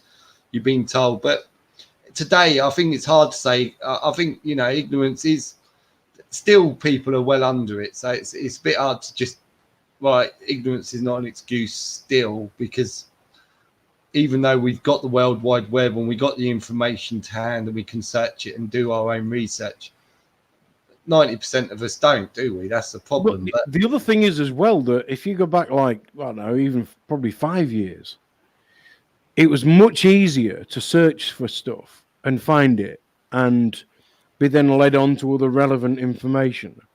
But now, what was once sold to us as this worldwide platform for sharing of information for free, most people still believe that's what it is, where in actual fact now it's, right, this is our way of telling you of what you're supposed to think. Yeah. So the web was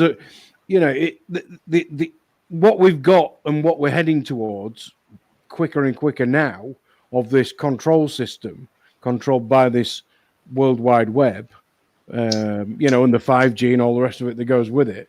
When it was sold to us, it was sold on the basis that, oh, isn't this great? You can send a Facebook message to your friends and you can put a video up and you can do this and you can share information. You can do that. Da, da, da, da. And nobody actually thought, hang on a minute, but that's somebody telling us how we're supposed to think. Yeah. And so what the internet was sold as and what it has now become are two completely different things. So it's like we're in an age where information is literally at your fingertips, on the end of one of these. But people choose not to do that. Yeah. And what they'd rather do is either be complete ignorance is bliss, or believe some right-wing, left-wing, political, financial, complete bollocks what they're told on the fucking news. Yeah, I think there's a certain proudness, isn't there, with people when they're right and left. It's that, oh, I'm politically in the know because I'm right or I'm left. Yeah, it's kind of just a mental blockage of proudness or something. I don't know. Yeah. But the problem with the World Wide Web now is what they're doing now is they're just burying all. They're trying to bury the truth by just. If you do searches on the internet, you always come up with the latest stuff. If you notice with Google, it used to have pages. So you'd go, 1, 2, 3, 4, 5. So you could click on page 10. Yeah, if you were searching saying, "Can you want?" Can't do that now. But now you got to scroll for and it'll just be full of the same shit over and over and over again, and you won't get where the truth is. So they're trying to block the truth. And I keep telling people since I've been doing this, which is still only a month now, doing the videos. I'm trying to tell everyone, whether I should be a good person to look at and say, well, he didn't want to go on camera. He hates cameras. He's shy of cameras. He's blah, blah, blah. But he had to do it. And everyone should get out there and do the videos. Just make sure, you research your facts from the right people and you know what you're talking about. And go out there and put a video, whether it's fiat currency, whether it's, the injustice system, whether it's the government, whether it's individuals that are screwing us, but just anything, just do a 10-minute video on it, on what you know, and put it out there. Because if everyone done that, they wouldn't be able to bury the truth. But that's true. What we all need to be doing is realizing that, all these labels that we're all given and the way they get us to argue and shout amongst each other is bollocks. Yeah, it's just complete shit. I don't take any labels. If someone said, like they always, you'll see with the same guy I talked about earlier, where I called my video a gammon showing the low IQ of his cult. He always tries to push me into try to pigeonhole me, whether it, trying to say, well, you sound slightly left. What religion and all this. I say, look, I don't do labels, because labels are there. I don't do flags. I don't do, I'm man. That's it. That is the only label for me. Yeah. Because that's who I am. I care about the world. I care about the animals. I care about it. It's no good. These people who are saying, oh, patriot's another cult in itself, in reality. Do you know the one guy who I've recently had a lot of respect for, and I think it was an old video that I saw, because I'm not into politics, let alone American bloody politics, and they had Schwarzenegger on, and he said, even when I was a politician, I wasn't a politician, because why should it be a political decision whether or not we treat our children better than we were treated? Yeah. And I just thought, fucking hell. The guy's been in films and said less words than that. And yet, that's probably one of the best things I've ever heard anybody say. Because it shouldn't be a political decision. Because politics is bollocks. Yeah. It's governments that kill us. It's governments that ruin the world. It's governments start the world. There's no one in Afghanistan or India or Australia or America. The average person and the majority of people, if you go and say, oh, should we go on war against these people, they're going to say no, right? Yeah. We don't, none, it's not in our natures to want to go and kill people. No. And when you look at that, you can see that it's in the natures of those running our government. When you look at governments, it's just purely families. They're just people who tend to be from the same, they've got the same bloodline going all the way back, and their bloodlines joined through cousins and this, that, and the other, and they've been ruling these countries in the world for hundreds of years. And then you start to put the picture together of what's really going on. And when you look at us funding it, that's why, once I found out I could get away without paying tax, fuck, they weren't getting a penny out of me, because I refuse to fund terrorism. And that's exactly what paying tax is. You're funding, you whichever way you look at it. I know sometimes we have to pay, we have to buy our fuel, we have to buy our things from the shops.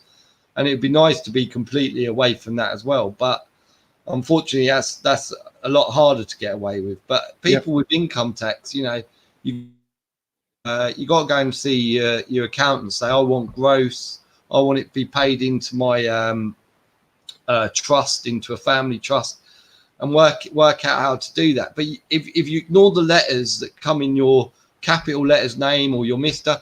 I had £18,000 they were trying to take from me for child support, right, over years. And it was their cock up, because I'd actually happily given them my details, because, I had one of those exes that had a spite, and I was paying her each week, and she got with another bloke who was a controller, and they decided that they were going to have a go at me one day. So they decided to get CSA on me just as a little bitch, right? And I said to him, yeah, by all means, take my details, because she always says I don't give her anything to all the family and that. And this way, at least, and I didn't want receipts. I just give her cash. So I thought, at least now I can prove it. And they fucked it up and couldn't take it. And then they started, and I went, I'm not helping you. You know what I mean? And then eventually they started sending me these big bills, and I just ignored them. And then when I found out all this information, I realised that it was in my, name. So I just ignored them. Capitalised, yeah. And it went on for my son's now 21. So you can imagine how many years since he was about 9, I think, 8 or 9. And it's only just been last 3 months, 2 months. I got a letter from him saying that bill of 18,000 is now, we're not chasing you for it anymore. And I was like, what? And men had killed plenty of men committed suicide because of and of course most of that money that they took from your wages went to them, and then they'd give a little sliver to the mum anyway. So again, it was just another way of taxing us. But poll tax, council tax, don't be scared of the letters, because the letters are there to scare you. That's what they send them there. The threats are to scare you to pay. Yeah, Mark, we've been on nearly 3.5 hours, and we normally only do 2. But I'm just going to say this to finish. I had a lady come to my door last year, and she said, electoral register. All right. Shopping list. She said, what? I said, oh, sorry, I thought you wanted to play one of those word association games. And she said, I'm from the Electoral Register. And I said, oh, I'm from Scunthorpe. I don't live there now, I live here. And she said, you've got to fill this in. And holds out the right to vote thing, the Electoral Register form. I went, all right, okay. What happens if I don't? They'll take you to court. I said, all right, okay. £1,000 fine. And I went, oh, wow. She said, I said, who are they going to take to court? She said, you. I said, who am I? She says, I don't know. And I went, exactly, fuck off. And then this year, I think I'd binned about 5 or 6 of them and sent 2 or 3 of them back. And then this woman, no, sorry, I got this one. And I'd sent it back addressee not recognised because, of course, occupier, the occupier. Occupied Europe, occupied France, the occupied territories. It's a term of war. That's what it is. So you then fill the form in and admit that you're an occupier, and then they can charge you war tax, otherwise known as council tax. Hang yourself. That's what you're doing. All they're doing is giving you the tools to make a contract with them rather than them ask you for a contract. Exactly. Then you ask for it. It's all Stop fucking asking. Right? Yeah. So anyway, this woman then said, she knocked on my door. And I'd already sent one back with, I'd sent one back address you not recognised, and then one came back again. So I wrote across my name and address, fuck off, put it back in their envelope and sent it. And a week later, this woman knocked on my door, and I was expecting an Amazon parcel. And I went, hello?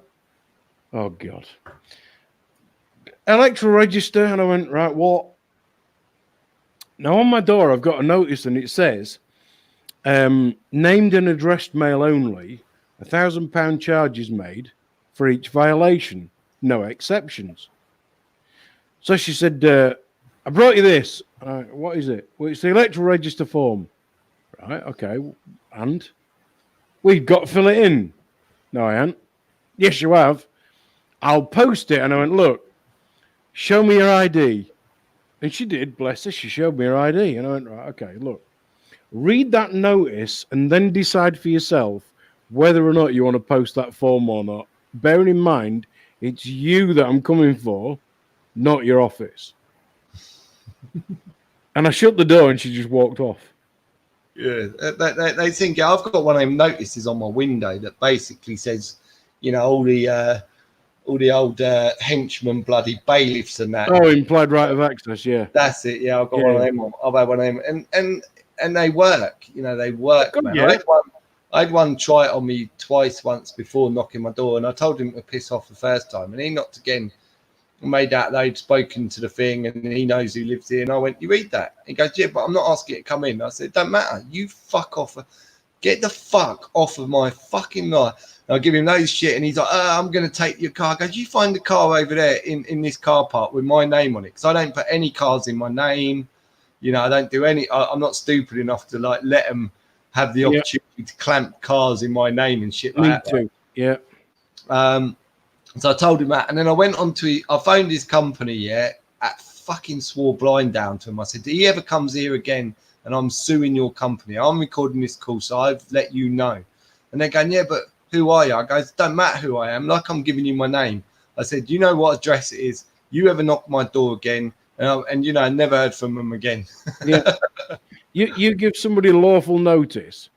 Yeah. And, things like I require immediate return of my property and stuff like that. And you get the knobhead on the phone to actually put it in front of somebody who's got some kind of legal or lawful knowledge. And they go, oh, shit. And when people ask me about anything, it doesn't matter whether it's parking tickets or whatever, I am not the font of all bollocks. All I know is if it's complicated, it's a pile of shit. Yeah. If it's simple, that's how it's supposed to be. Law